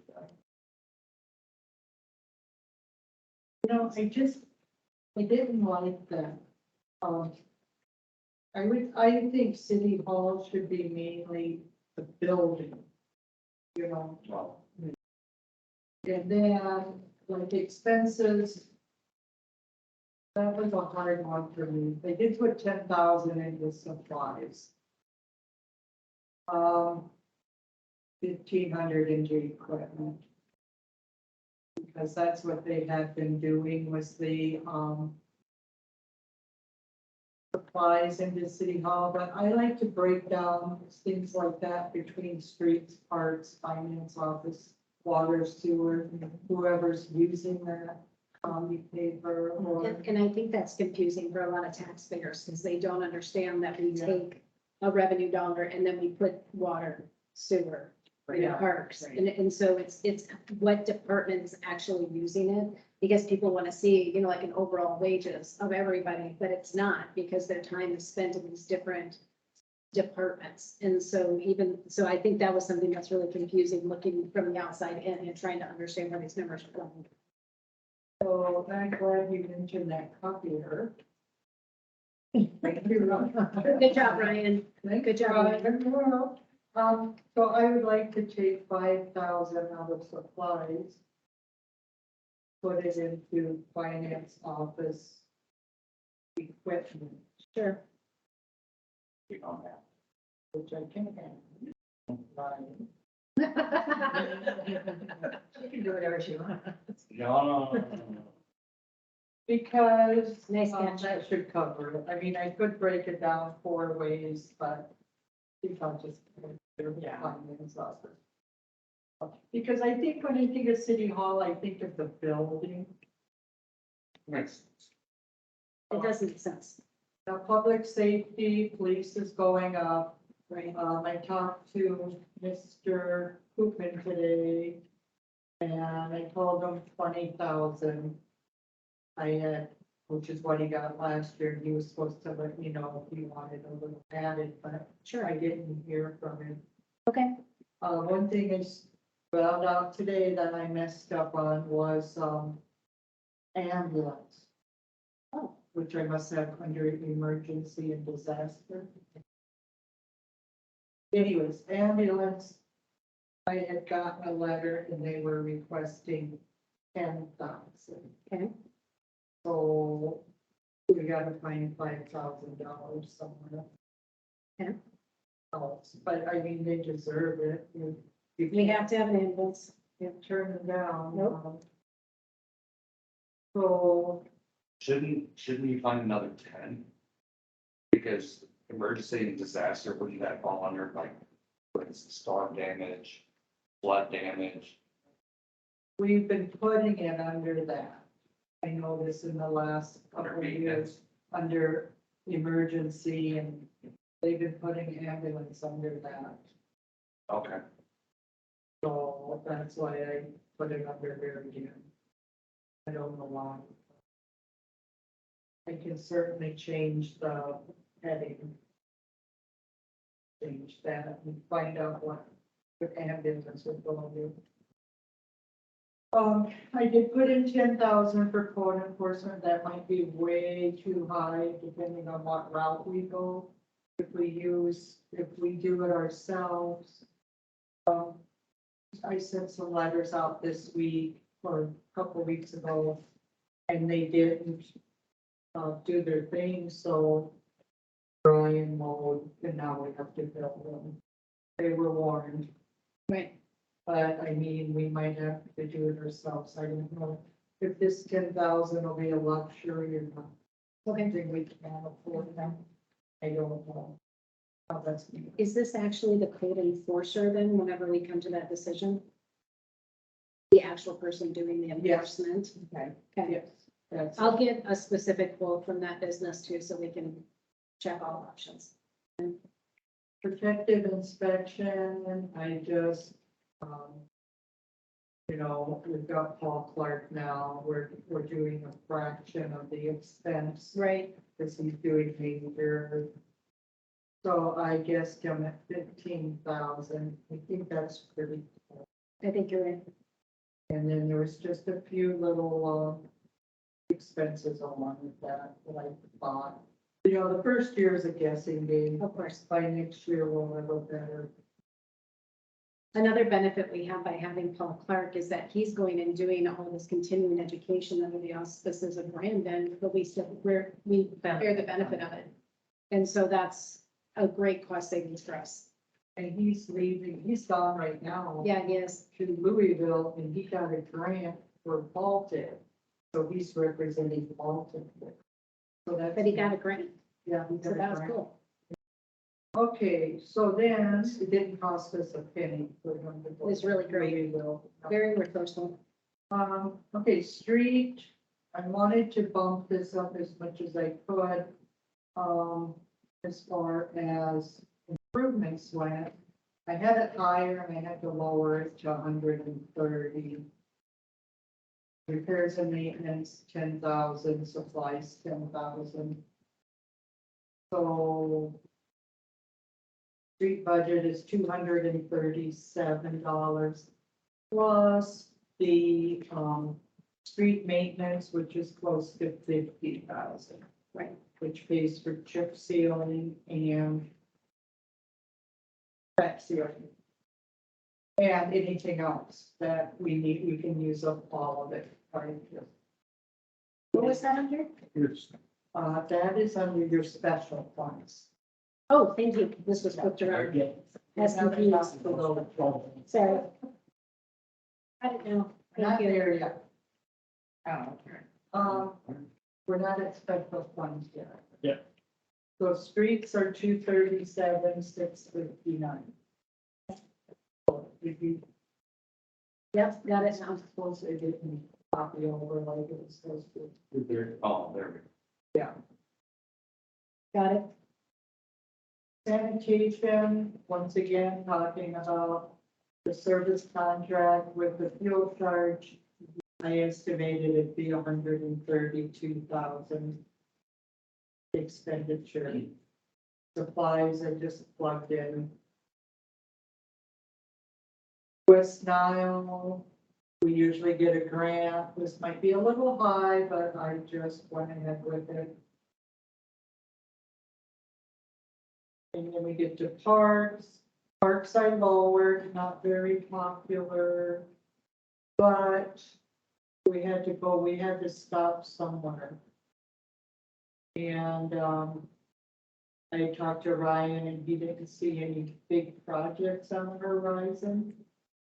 So I thought, well, maybe I could lower parks this year. So if we need to engage in a riprap project on the banks of the river, where does that come out of in the budget? Oh, in Murphy's Pond, maybe? No, No, the river. on River Park, along the bank of the Big Sioux is eroding drastically bad. Oh, So There's that's all at under least parks or that fall four- under something else? West of town. yeah, There's at least 4 areas that need clay, backfill, and crap over time. gonna be major. Yeah. It's a big deal with the court too, so you're talking with the dam, about the dam got washed out. There's all kinds of conversations that, And I tried contacting the Corps and they haven't returned my that calls. was the same story that everybody else had, all the times we talked to them. So, Everybody just wants to point fingers at everybody else and nothing ever seems to happen. Yeah, because when we removed the low head dam, that was the same thing as Big Sioux, water or whatever it was. But the Corps wants the power, but they don't want ownership, they don't claim it, but it's everybody else's. And it's hard, you gotta get their permit, mission, and a permit done. What spots have you kind of looked at doing around the point? I've got pictures right here. As it comes in is the biggest thing on the north end, isn't it? Right, yeah, it's, Where that sandbar is and stuff, where it kind of washed out there, or is that one of the, or one of the spots? here's where the river's coming down, You know, baseball field's right there. It's right here. yeah, That's one, there's one there, there's one over here, there's one on the east bank for the railroad, and there's another one. Oh, okay, on the you're other looking side. at, okay, okay. Yeah, Over on the. that other is side. drastically close to River Road right there. Yep. And No, There's that should there's a be, big that's washout That's recently. right, this is the fence line of the baseball field, so this would be the opposite. yeah, this is north of the baseball. Yeah, Yeah. And, with my I work with the guy that is in charge of the levee system in Sioux Falls, Matt Weiss. I've had conversations with him about this and what he has done. And I'm not saying we should do it this way, but what he has done is he's repaired areas on his levee without telling the court. It's better to ask for forgiveness than permission. He's done areas that have been there for 10 years. No one's ever said anything to him. Okay. But go ahead. Carry on. No, it's a project that if we don't do sooner than later, we're gonna lose the park because water will find a way through. It will. And and if we have a, what do they call 20-year, 50-year, 100-year flood, it'll happen sooner than later. But also with levee systems, it's better for the environment to do it in the wintertime. Because the ground is frozen, you're not impacting the wildlife. Right. It's easier to get permits to put the clay and then the riprap over top, or however you're gonna do it and get contracts. These contractors are always looking for work to do in the wintertime anyway. So I didn't know, since I had no luck talking to the Corps and they haven't returned my calls yet, if there's something that you want to pursue to to look for bids, or is this something that I want to pursue? I think this is something that we have to have as a talking item for the meeting For the- next week. Just so that we can figure out a plan of attack, but I just wanted to bring it up because I knew it was coming up and I thought, okay, where's this land? Because we gotta figure something out. A hard time believing any licensed contractor is gonna want to touch it without. I would want to contain to a contractor. Yes. Valid point, valid point. It's a very valid point, and that's very true. Because But, I we mean, I could definitely talk want to to- do things the right way. Yeah, and I think you can stand your ground and say, hey, here's what's going on, this is what needs to happen, let's make this happen, or we don't have to force it. But you guys, Stand around, twiddling our thumbs, waiting for them to Because you get guys back are to trying us. to do this for you. That's been- But you guys contacted- The council knows that nothing's ever happened. So Well, and it's. you contacted the Corps, whatever, and they told you that it's not dangerous to any buildings or. they don't care of it because it's just a park. Exactly. That Well, was essentially the. Maybe this is where we get John involved. I would We get just, there I think at this point, we've got to get an attorney and get a formal return response type situation going on. Yeah. Documented response, and then at some point, if there's neglect, then you have legal grounds to say, look, it was either do something or lose it. Look at, because I know below it, I filled out the non-point bank stabilization paperwork, got approval from, but that was East Dakota Watershed was helping with it and all that stuff. That's when we got, I think, 25,000, they did some help. So it wasn't a full expenditure of the city, but we worked on it, we permitted, we got to permit ourselves. It's just, yeah, time consumption. But here's the thing, is they just put in that new bridge, and at this most recent washout that is literally just east of the bridge, if that continues to go, then the bridge gets unstable. south of the bridge. You know, because the bridge, you know how the bridge comes here and then you go You're into, talking one right you go outside. into town. River Park. Yeah, the one out here, you just go right into River Park. Yeah, this way, north of the bridge, sorry. North side, because the bridge goes east-west. Yep, so north side of the bridge, and it's right there. Where the trees washed out. or the Yes. Trees in there, yeah. Yeah. So there's lots of adverse effects if we don't do something. Well, So and does the railroad even know that part of their land is eroding, and it's That's dangerously been close done to for the track. I'd sure be looking at it if I was driving that train crossing. the track. Exactly. Been that way since I was here last, that it started eroding and they've never done anything. And I know, here's the other thing too, appointments, and I know it was done down by Canton or whatever, Lake Elvin. They did a mediation of a dam where they put riprap all the way down to make a slant to help with the, cavitation and the drownings, all that stuff. That was like a huge expense. We can talk more with it because I know rural water never wants us to use our dam because that affects their watershed. Correct. So it might be a joint thing that we need to speak with Oh, them. yeah. Would you two get together on this and kind of bullet point Yeah. it out, so that way you can bring the overline information to the meeting next week? Yeah. Because I heard they destroyed dams upstream and it dropped people's water table down and they couldn't use their water. Those are wells. Yeah, it drained them. Yeah. Brendan, could you- As far as the budget goes in the parks, being the liaison between the Parks Board and here, the only major question and fund request was, as a matter of fact, there wasn't any fund request, but simple, how do the funds, how are they processed? How do they spend? If I can use the lack of a better term, fund money. So if there is a project, how does the board have access to those funds and they just freely spend it? Do they bring those expenditures to the board? There's all these conversations that have been had. Sure. At the time when this was formed, conversations had between Tom and I, he was the attorney, and he recommended that it wouldn't break off as a separate entity, if you will. Mhm. Therefore, then the funds would be transferred and then we'd have a treasurer and they spend the money and then they balance their own budget, bring that budget to the board. It's pretty close to what they're doing.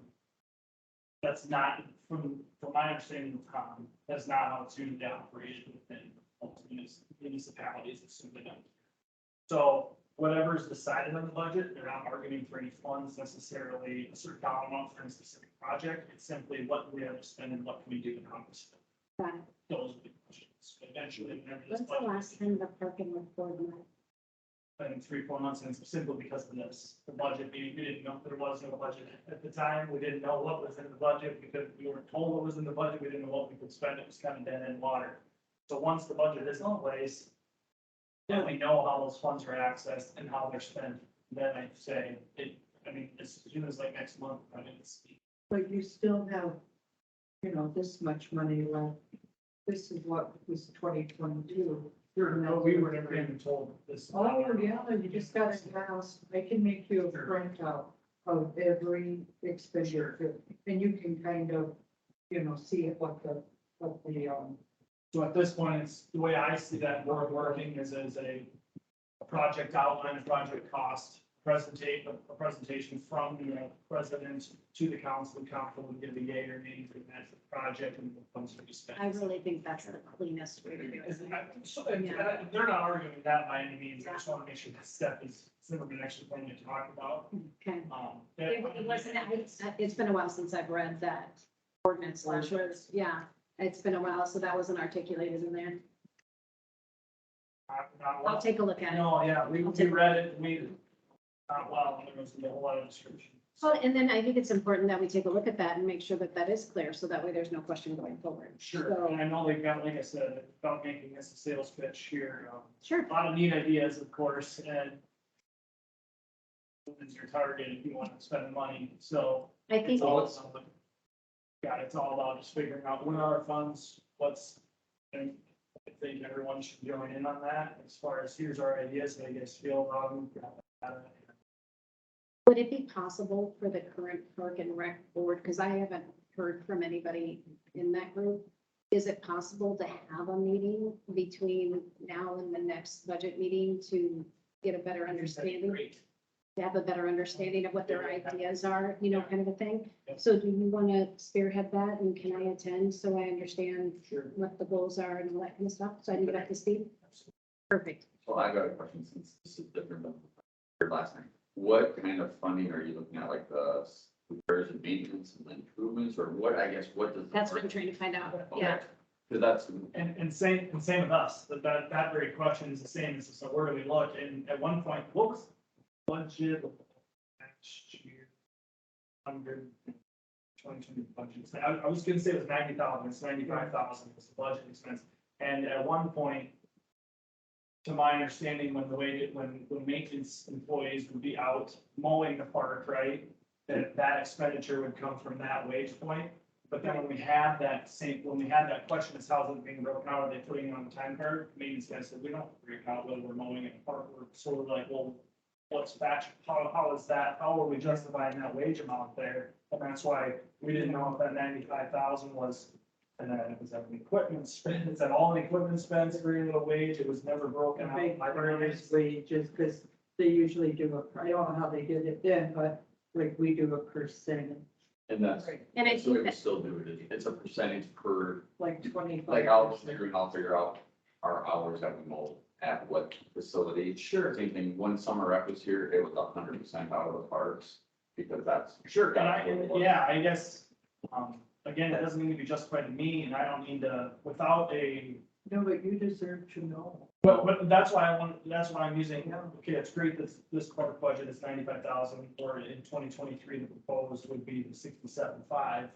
But I want to know that within that, we're gonna put wages out, we're gonna put everything else. What in that dollar amount is, let's, for lack of a better term, call it fund money, right? That's adding benches, that's buying a new swing set, that's buying whatever it might be. swings. So, I'm gonna buy one. Children swings. Back in the day, that was kind of like what we're doing here with that retreat, we always did, the city always did that.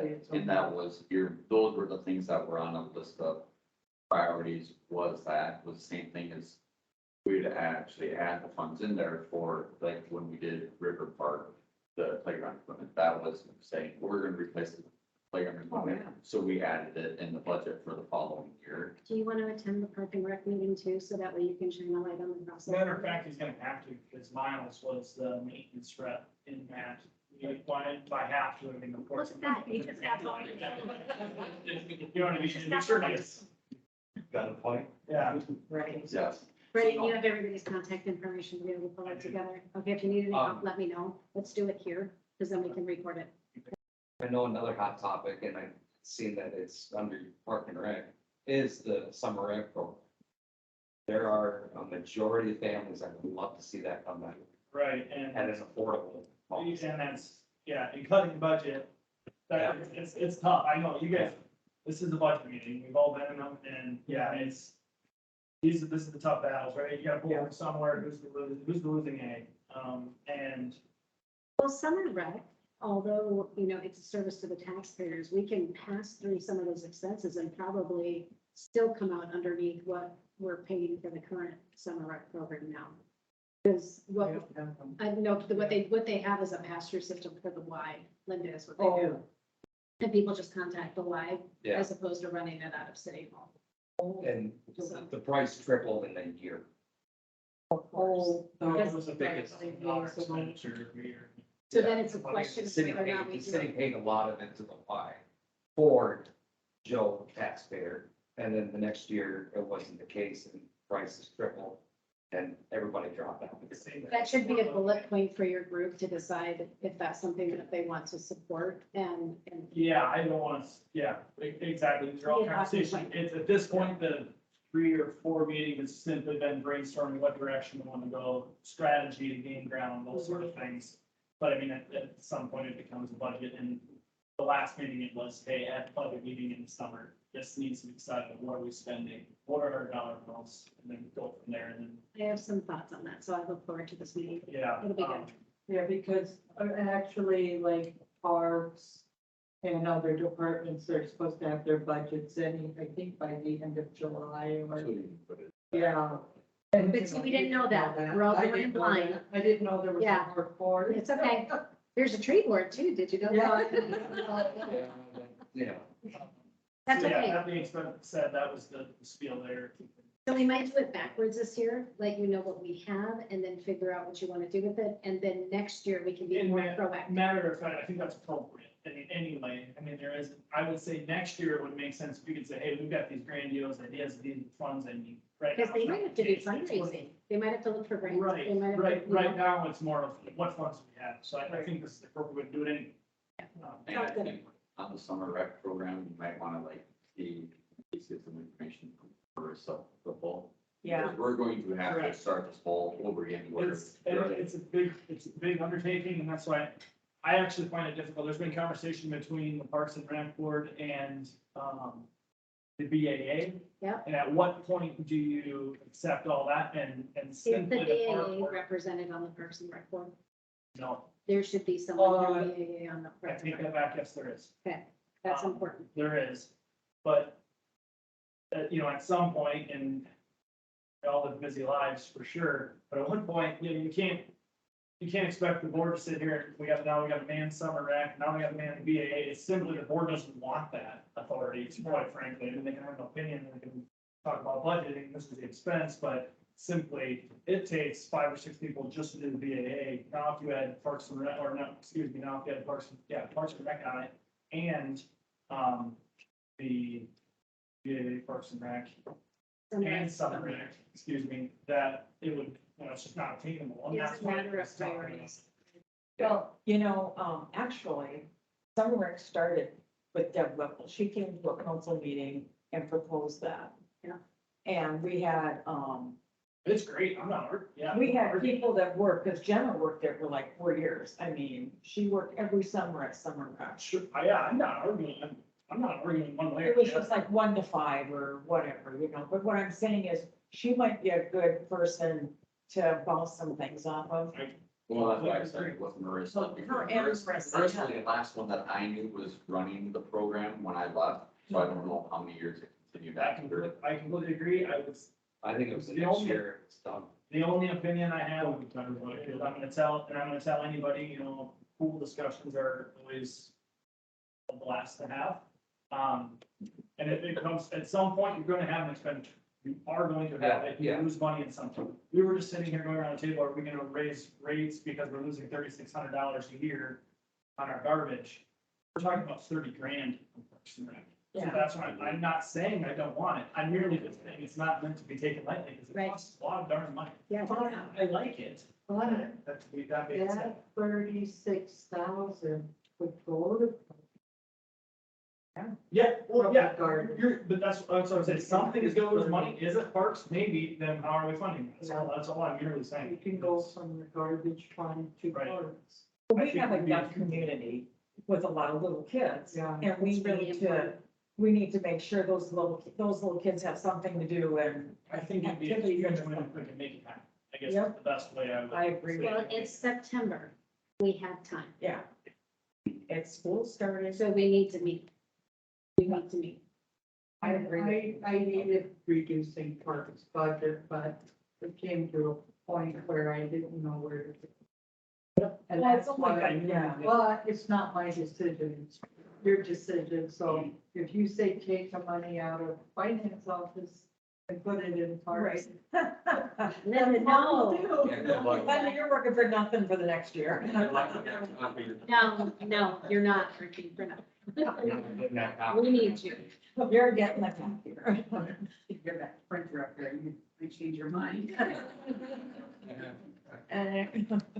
Okay, So that, yeah, that's a sad thing with parks, and maybe we can, if you decide on the garbage, maybe we can transfer that profit to parks. it's a good That's an idea. option, yeah. And that would be a win-win. I have a question about the library that's a little bit offside. Is there an option to increase the hours, or is that not an option? Or is that something? That's with, Okay. Yeah, Sue Lynn. that's what they allocate to smaller Yeah. communities. And that's a hard and fast rule, not bendable in any way. We could probably talk to them, but then that would be probably 100% supplemental from us if we wanted them to stay open a whole nother day. That would be like probably 100%. Are you asking this usage? I'm asking that, from a citizen benefit standpoint, like you said, there are people with a lot of little kids and things like that. My head was going to a place that if the library was open, then there could be like a, summer reading program. Yeah. There could be Story hour. daycare story hours where they go and, where it's actually being utilized and actually raising awareness that we have a library. And how do we increase the interest in the uses, because we're paying for the building anyway. we're playing for the black mold study anyway. So what can we do? There's also the resource that I think sometimes we don't think about, which is senior projects. We have a senior class every year that's looking for things to do. Yeah. And I talked to the school very briefly, but it was too soon into us, taking all this on to be able to tip that over. But I think it's something worth talking about, that maybe there's an opportunity for summer rec for, students that are looking to go into elementary ed. Maybe there's an opportunity in the library. Maybe there's an opportunity, with all sorts of things. And so I think that senior program, the senior projects that they do in our school is a really great give take between community needs and nice to haves, but also benefiting our students with real life experience as a thought. I haven't seen any like statistical data by any means. I think maybe the back end. Even I've been told it's like one of the most heavily used libraries. Yeah. I know. It wouldn't surprise me. We used that, had it before, they do account, check it, check out and all that stuff, with return and all that stuff, so Siouxland does take care of that, or City of Sioux Falls does have all that monitored. Have you heard that? Yeah. If it wasn't the best, I'm not good when I said, when I thought I was told it's the business. Yeah. Well, I think that's worth knowing, and I think it's worth promoting. Yeah. But I also think it's worth a conversation of trying to figure out how can we tap into that, because daycares are a huge need in this town, and what a great ancillary service for a daycare to take into story time, depending on. Time was always at nap time. Moving story time, different time. 2:00 is a bad time. Or you can even time it out where one group comes and then another group comes, so it's not overwhelming for the staff. But it's something that can be scheduled among the daycares to make sure that, we're encouraging reading.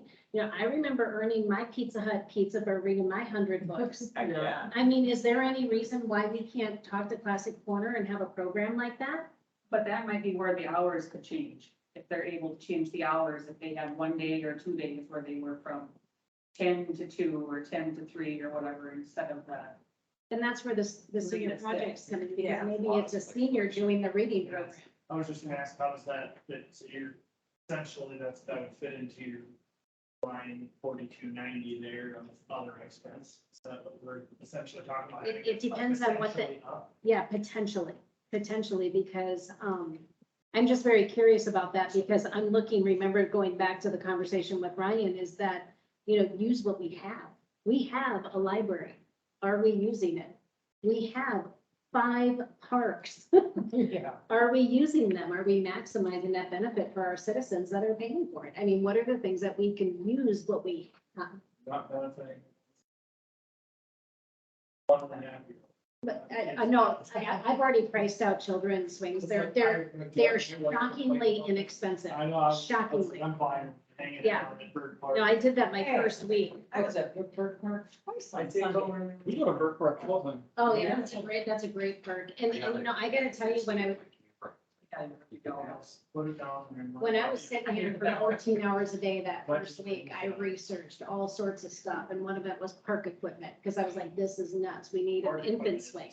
They need an infant swing. And then they even have, those swings you can get for, disabled kids that are just phenomenal. And I mean, and even if we had one and we could rotate it, or if we had one and we highlighted that that's the park, and then I went around and I looked at the parks to see, okay, what would it take to really expand to have that? I mean, you can do a T-swing and add some swings. I mean, it's shockingly affordable, especially if we can get people to donate time to do it. So there's some things there. Yeah, well, if we're gonna do a wish list, then you need a chain link fence for a dog park. One out of every 2 or 3 families in this town has a dog or more. Okay, so They can go to Dallas. There's no shade in No, I that. know, I'm the person I work talking about this. So there's some really easy lifts for dog parks in our town, because we have streetways that we can't use right now because we haven't expanded. So it would literally be a matter of a fence. Now, and lighting and garbage They do cans some and different bags. things with underlayment, right? It's sand underlayment, then you go grass, or then you go dirt, then you go special kind of grass, it's that way. filters the urine better. It's Got it. just a dead grass. But yes, I see your point. Yeah, so I mean, there is space we can use if we want it. Anyway, these are good ideas. These are good discussions. And plus, there is a wealth of grant money out there for the people willing to do the research. So we just have to figure out, it goes to that basic principle when we talked about, even bringing on an economic development group versus a community, event group and, versus a chamber, all that kind of stuff. We need to take an inventory of the citizens, figure out what the skill sets are, figure out what their interests are, and then, more hands make lighter work. Yeah. So I think if we hit people in their hot buttons and say, hey, is this something, and it's a smaller task, it's not, a huge year-long, crazy task, because then people are like, oh, no, but if it's a small task, like they've shown in Dog Days, where they just take a small task, they oversee that. If we can do that from the city and bring more citizens in, I think there's a lot that we can do in this town using what we have. And, so great discussion. The library, I'm sorry, it seems like a segue, but it falls into budget because all of this does. So, I'll take the action item of talking to Whipples and getting some background information, okay? We get the meeting organized, and then, I'll take the action item of the library and finding out what that looks like and what our options are. The lady from the library.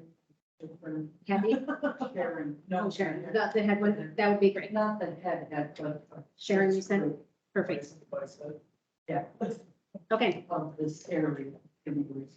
so again, this is first pass, great discussion.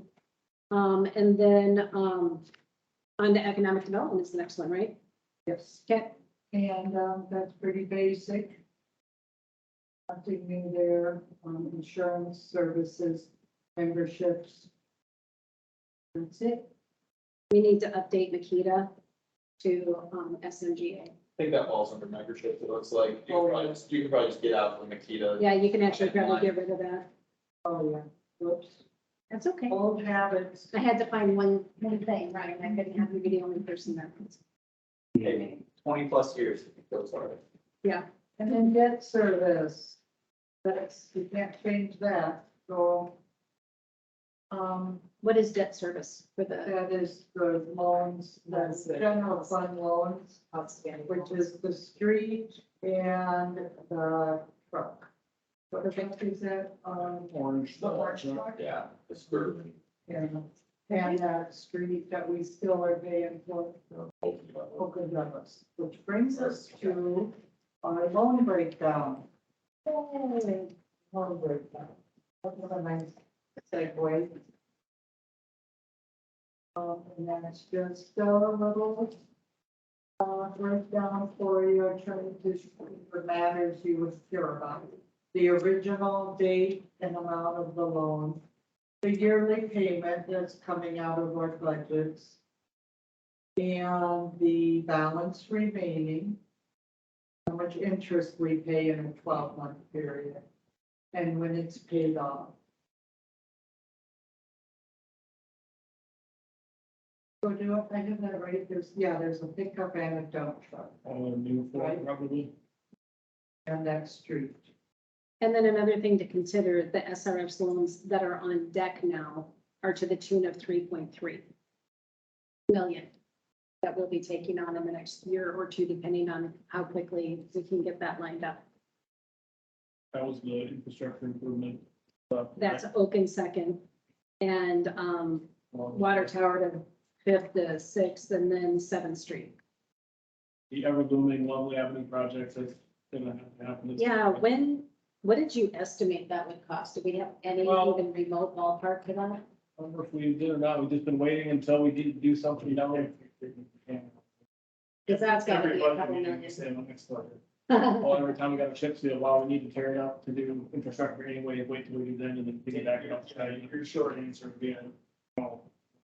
I think we tried to compare it to some other overhaul projects, but it's such a unique road that's gonna take so much. because it always, you're building an expansion that you heard all those Oh, yeah. conversations, turning lanes and. Well, and also with the new high school presents a new challenge, because that's also gonna create some situations. So we'll be meeting with the school, Ryan and I are gonna meet with the school this week. Yeah, tomorrow, and talk a little bit about their plan, what that looks like and how the city and the school are gonna merge with how to handle the build, the streets, and the water downflow. Is that the correct understanding? So we'll be bringing the notes to that meeting, to council as well, so you guys can get all apprised. I imagine, we're gonna wait and see what Bob has presented, and then we'll kind of go from there, but I imagine that a lot of that will be, I'm sure it's not gonna be granular, we're kind of doing the first meeting. Also to back that up a little bit, I would like us to seriously look into moving away from chip seal to slurry seal. It's a little more expensive at the front part, but maintenance over the years goes way down. And the sustainability lasts longer. And It's didn't you not- say we can get a bit of a price it's break because we not time more. it, and we time it, the timing also Well, the is, timing is, we're about right for the timing, because, we can, the way we would do it, we would piggyback the bid with Sioux Falls. You know, they do all the surrounding communities, they hire, you know how that works. And, minimum 60,000.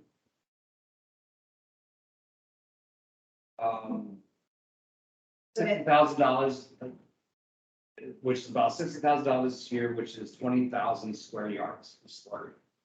Is what I'm assuming that's why it stands. Okay, and, they already got the engine, Minimum that they require, that's a minimum that they require. which then that is higher than our street assessment. Yeah, That was they're paid. about 60. That's why we've been always doing chip seal, is it facilitates, it works in our budget. Oh, okay. So that's why, I know Dell's did a couple of years over there. One year, the contractor was great, the next year, the differences were completely different.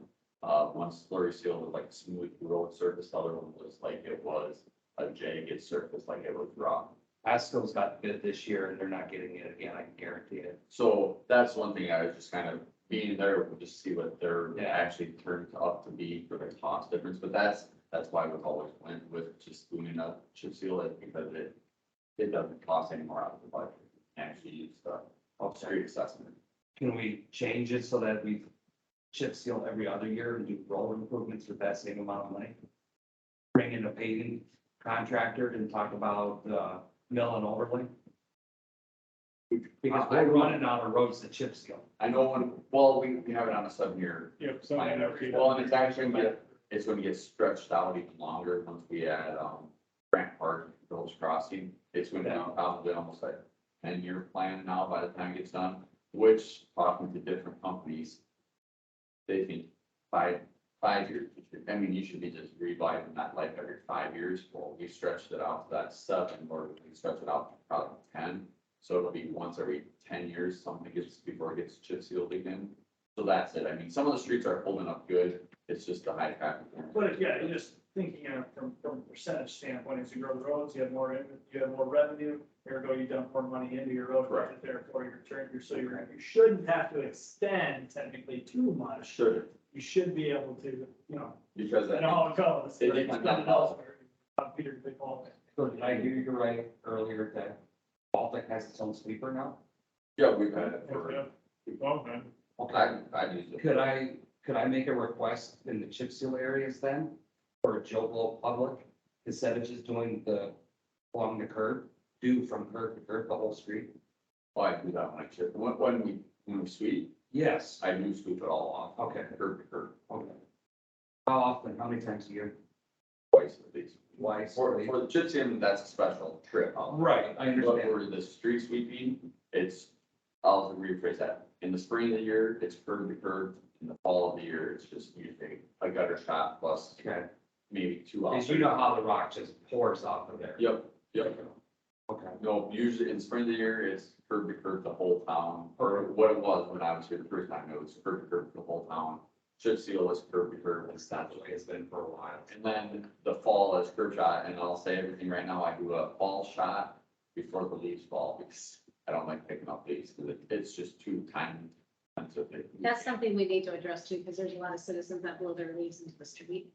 So that's probably some educating that we need to do, that's probably not an ideal situation. These are easier to sweep up if you have a flush. I know you have the water system on the sweeper, if it's working great, if not, whatever, it's not enough water. You gotta soak them pretty much. Exactly. Yep, so that's why we do it more than leaves fall, because then everything's clean. So when someone says, well, there's all these leaves on there, I'm like, yeah, but there is no gravel there, the streets were clean. When it comes time to that fall, I wonder if we shouldn't call my boss, Dustin Hanson, and see if you can work out something with city streets and streets. Because they have 5 flushers. Not all 5 of them are being used. I can give you his info when it comes to that. So that would help us pick up the leaves. Exactly, it would. Or debris. I mean, it wets the whole, Yeah, it makes it easier for the street, because what I really on street sweeper, what I use, or what is used on it, is mainly dust control, so you're not dusting yourself out and you can see. But it's, most of the times, if you get it after a rain, that's perfect, because then you don't actually have to use your water, because it's already got water down and stuff like that. how long does it take you to do the town? A day or two? Yeah, it's been years. And Now, of course, we there's have no no trucks, so now that as long as we could, before it was myself and I dump everything, now we dump trucks, so, it would be probably about a week, I'd say a week because honestly, for us, it's so hard to commit a whole day to sweep. It's Yeah. usually you do your round in the morning, you do your odds and ends, and then you go sweep for 3 hours, then you gotta go do something else and come back. And then you gotta let the neighborhoods know, get off the street, we're gonna sweep, and so there's that. Why don't we have a conversation about this as well? Good. Because then we might be able to figure something out with Dustin. Had a comment I would like to address towards. I When, didn't do it. What do you mean? do you have a contact like that's a traffic expert in Sioux Falls? And maybe they can attend the meeting with Deb in the school? Because I keep hearing the stop sign, Yeah, and I think historically, stop signs don't work. Maybe a traffic calming island, or, he might have some better ideas. To stop traffic. Right east of town, or right west of town, Bird, Aaron Bird, You- Andy Bird. He works for the city of Sioux Falls in traffic, right? Yeah, He's in, Engineer. he's engineering, but he's actually down by street department. What's the restoration? water wreck. No, the hazardous. Oh, hazardous waste building. So he's more of, that's where I am last. So Lindy, it's an initiative. Yeah, there's a traffic supervisor. Yeah, I could. Maybe he could give you guys some heads up, That might be a good because idea. I know in schools and by schools in Sioux Falls, they're doing those traffic calming islands that come way out, and it slows your way down. Oh, you're talking about on the corners, they're narrowing the lanes down. Yeah, narrowing the lanes slows traffic down. It's a known fact. Yes, and from a maintenance point of view, I'm not gonna give you my opinion. Snow removal sucks. And maybe they could do that on the highway, but maybe he has some ideas too. When's the lovely meeting tomorrow night? Next week? Yeah, it's council and then it's the Okay. safety. But, we might have some. I'll That you can. I'll try to get over there tomorrow and have them call down here. Yeah, that might be. Right. Rainbow restoration. Perfect, they might have. That's a really some good point. idea. That's a good point. Use their expertise. for Yeah. free. And then I have one more thought with that erosion situation, contact John Boone. Or, one of those offices, because we've done that in the past. And they have people that come out and visit, tell them what's going on. It's a good story for them too, with Yeah. it being an election. Because, if they could fix something or that's good advertising. If they can give you the help. It seems like there's gotta be some kind of need for that. There's a lot of aid, we just have to have the time to go find it. So these loan breakdowns, they're sustainable at 2.2, but we're gonna quickly reach over 5, quickly. very quickly. And these payoff dates. You know, you got January of 2024, so we still have another solid year to go before those two go away. And probably by the time, say you get a project started in 2023, by the time you start paying for it, those will be rolling off, but you won't be putting those right back on. I just wanted to give perspective for Yeah. this, so that way you guys understood. Yeah, there's, you know, our Baltic's in a very good spot where they don't have surcharges yet on their water bill. Yeah, So those new loans will be paid for by surcharge. correct. And so there'll be another little charge on your water bill, but then it states for loan number, blah, blah, blah. This is what this $8 a month is for whatever, and they are amazingly low compared to the big dollar amount in your head. You know, when you get a surcharge, it's not as bad as you think, but yeah, that's all paid through by water, sewer. We had a beacon surcharge. Yes. Yeah, I saw And that. that was for software. I didn't know what that was, and I saw it on there. I never. And they heard took it of off as soon as it was done, so. Yeah. it worked out. And again, this all plays into the fact that even though we have these surcharges and these little incremental expenses are coming up, if we can take advantage of our resources and provide more citizen services, then the perception of value raises.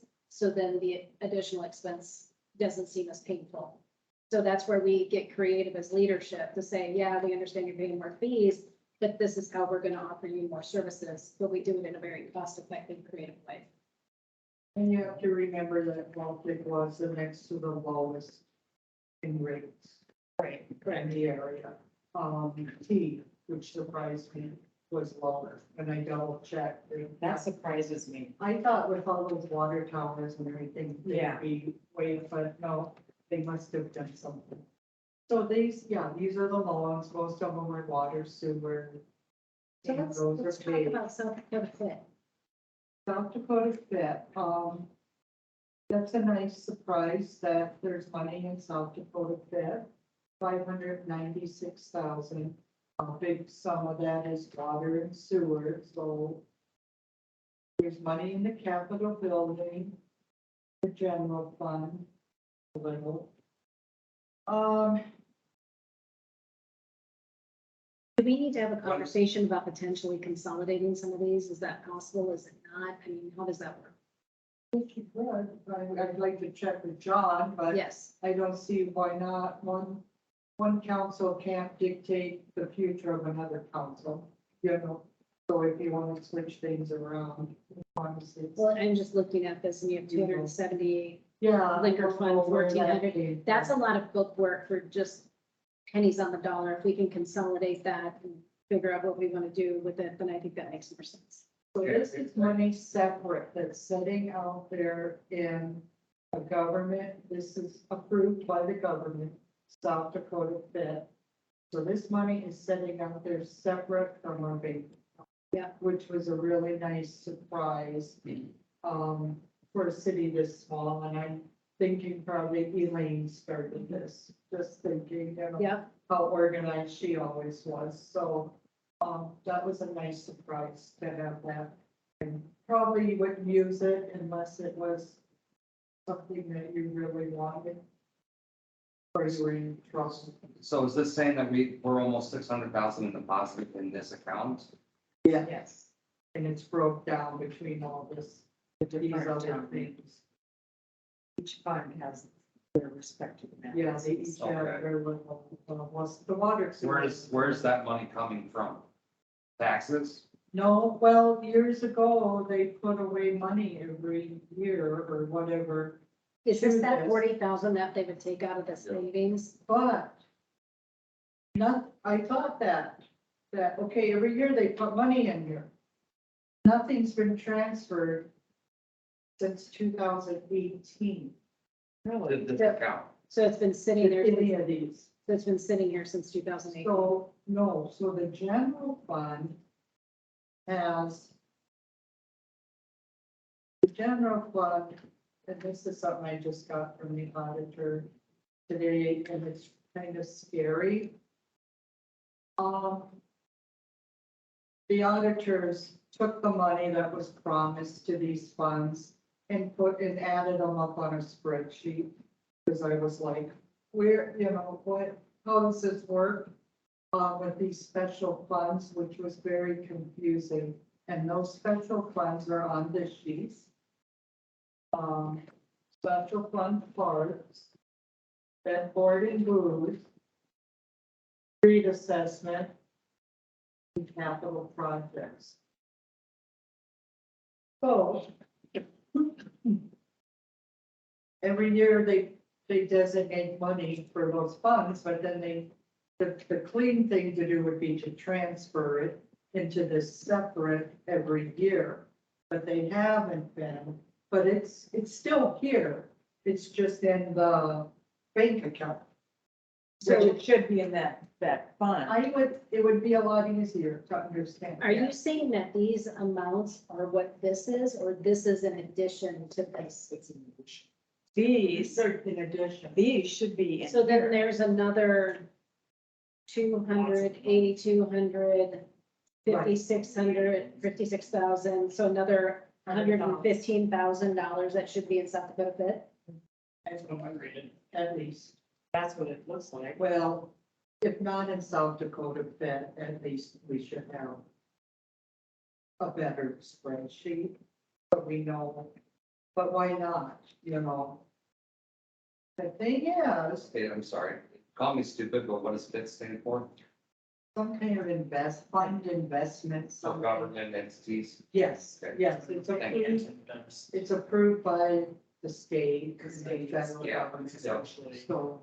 Like my ICM. Yeah, yeah, So we have over 700,000. it's an approved program to make money.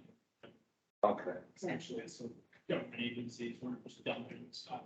Yeah, like they approve of certain things. Yeah. And this is one of them. So when I got here and I saw you had roughly $700,000 in the checking account, I thought, well, they're pretty healthy. Well, then, now it's 700,000, but 20,000 goes here, 100,000 goes here, some goes to water, some goes to sewer. So we end up now within the general fund checking, which is the main operation of the city general fund. There's 190,000. That seems low. It's very low. So that is why I asked for a year or so to keep that Verizon money, to keep that sales tax money, and try to build up this general fund checking. What should our reserve be in our general Well, fund? I think when we talk to Bainfish, they'll probably say 500,000. Okay. That sounds, yeah, Because oh my God. when I one saw- ninety is not very much. Because say we have an emergency. Yeah. And it's 100,000. Yeah. With having everything together, we can borrow from other funds. If we have, I was just. A catastrophe. The water's just not liquid. That's how you make it liquid. or, what do you mean? Essentially, how do you access those funds then? The Fit fund? These? That's The FIT funds, you gotta request the funds. Yeah, Just like we your can get it, sure, but I'm not saying you want to, I'm just saying your money's still here. It's not like that's an expenditure. That's just merely saying your money isn't there. Money's not in your general account. the money's here and here. I think what Brendan is trying to say is that, 190,000 is really low, but it's liquid. We actually have that 700,000. It's just gonna take, there's a delay in accessing this. So you're gonna have to request it, and it might take 7 to 10 business days to get it. But And the Right, rate- yeah, that's not general Don't fund. invest in it. Don't put your money. If you're worried about being liquid, then They have, yeah, don't invest the money that you want to put. but, that money is not there for us. You just said we have $700,000 in the general account, so we have to, But so then this isn't, so then this is, Deb and I are reading it. no, this is 600,000. Correct. That's We in can there. get that out if we need it, if we need water money or sewer money Okay. or capital building money. Oh, we have 26,000 in general fund, so that helps a little bit. Okay. Our South Dakota gross receipts tax, that is earmarked for, works. Usually they put it for our city development. Yeah, development, yeah. Park fund, we have $278. Liquor fund, okay, we could use that for general fund. We have this earmarked for capital improvements. I don't know what agreement is, sure, I don't know what that is, but I think it's that was for 5,000. the liquor operating agreement.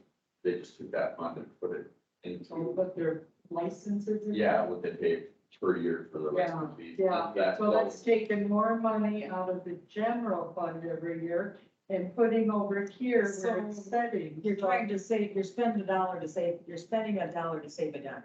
Yeah, So realistically, that shouldn't all be in there. well, it's fine that it's in here, but since they haven't been transferring it over, it's also here, it's also part of our checking account, but it's earmarked for water, sewer, So we need to make that transfer. capital. It has to be used for.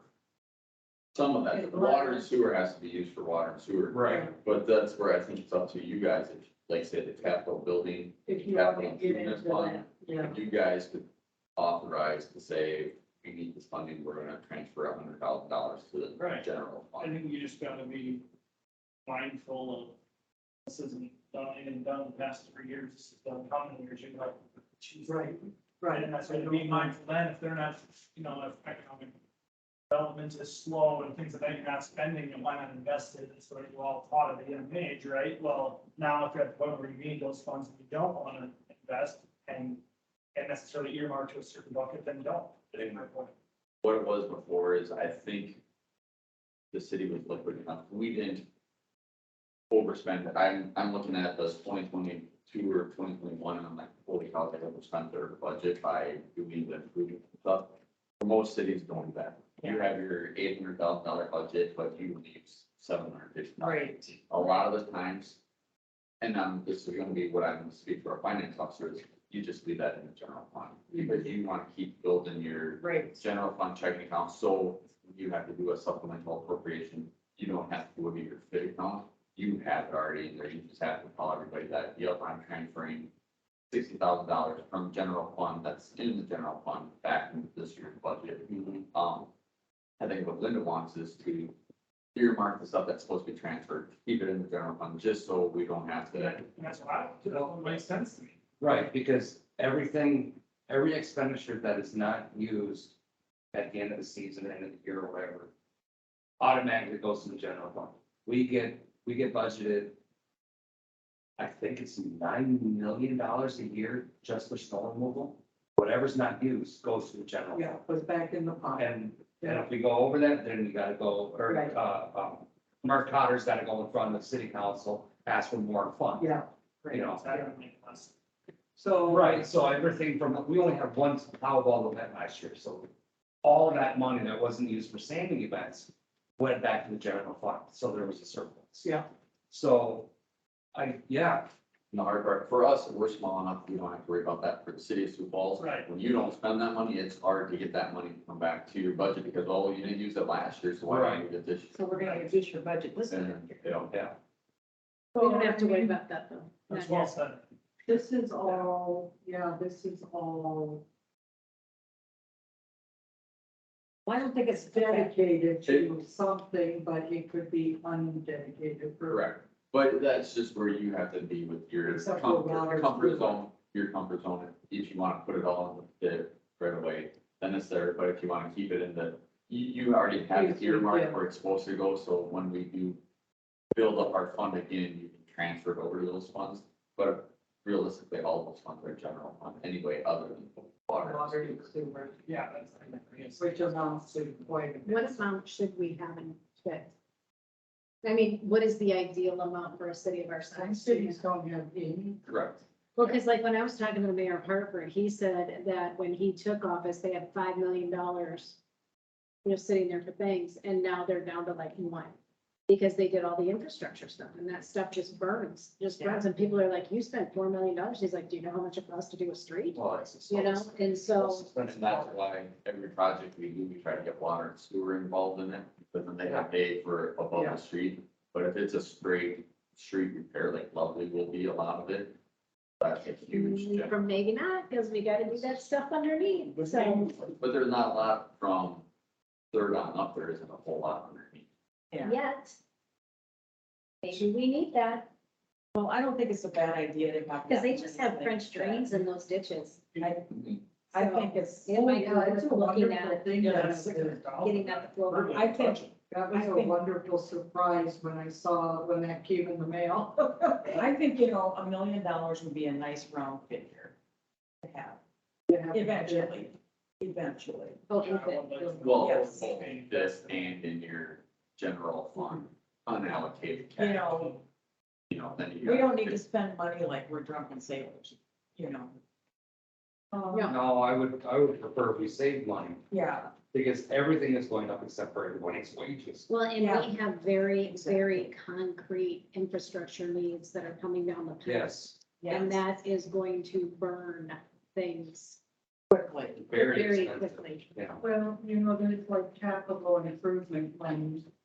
In my checking account, there's earmarked for that. So, maybe some of that will go to park. If you come up with a $25,000 project or something, you feel really strong about, maybe we can take it out of here. You know what I mean? And, Well, we need to decide, is it a need or a want? yeah, And also, we need to take a look at what investments we make, there's gonna be some wants, but also looking at the ROI. If we can invest in our community in a certain way that comes back to us, I think that that's worth looking at too. I mean, there's a lot of things that we can do with the city to be creative. So Linda, you did an amazing job at first pass.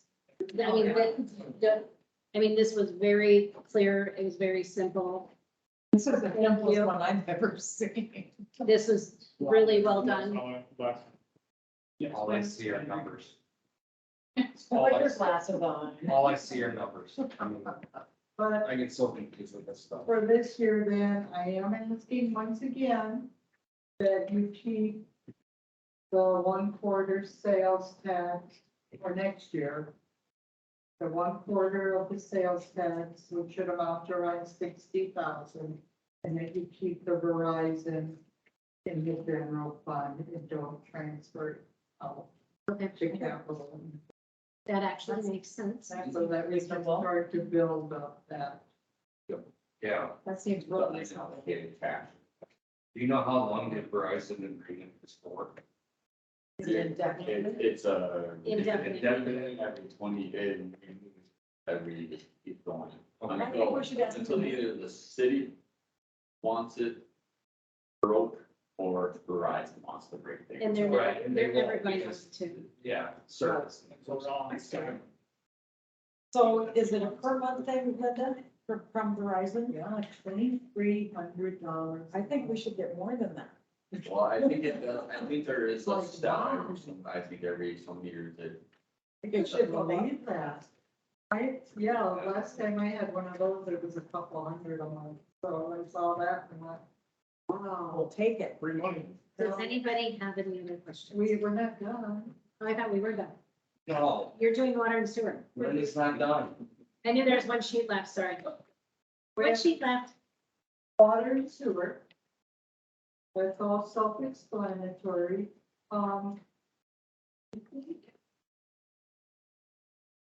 I put more wages into water and sewer so that the general fund budget was here.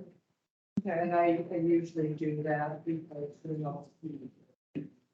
What is a general wage? Overall wage. well, it did go down 100,000 from last year. Phenomenal. You're welcome. But hopefully. It's been a big number. You're welcome. Um, That was a very strategic decision. Which one? I'm really saying, it feels like there's Yeah, there is. every bucket, there's a wage. It's only- There is. Right, so Yeah. that's what I was asking, That's breaking it down so that it's. you know, what I'm saying? And that was to my point at the beginning, if we can have kind of an overline, because that seems to be a really common question from taxpayers of like, well, what are you actually spending in wages? What are you actually spending in that? Because it's the split out buckets, if we can, so And that's- aggregate it. So when we were talking wages and budgets, but I have the luxury at work where everyone carries, when they change their task activity per project, right, they have to change their project activity on the sign, they have it live daily, it gets uploaded in QuickBooks, obviously live, right? And so now I'm looking at it as like, when the employee said, well, we don't track where we're at, I'm like, how are we even doing the budget? Why do we even have a wage line in any I bucket? remember you asking. Right, that. we have it in any bucket because it's completely moot. We might be able to say we should be spending more time in Parks and Rec, but that doesn't mean we are, right? And so that's why I'm really looking at. Are we realistically doing that now? It's really broke down from general fund, water, sewer. That's That's what what you the budget are. I don't blame it, and don't get me wrong, so from a business aspect, it's definitely an expense to track like that. It's slowing you down, it's cumbersome, it's a nightmare for all that, it's admin, everything else. I'm looking at is how is it, do you feel you're accurate on what you are doing, I guess is how Or what you're talking about with like parks, streets, water, we are heavy on water and sewer. Okay, So that's coming out of that's the, great. special funds that aren't coming out of the general fund. We weighted heavily on those compared to what, if we would probably, track what we are, it should be.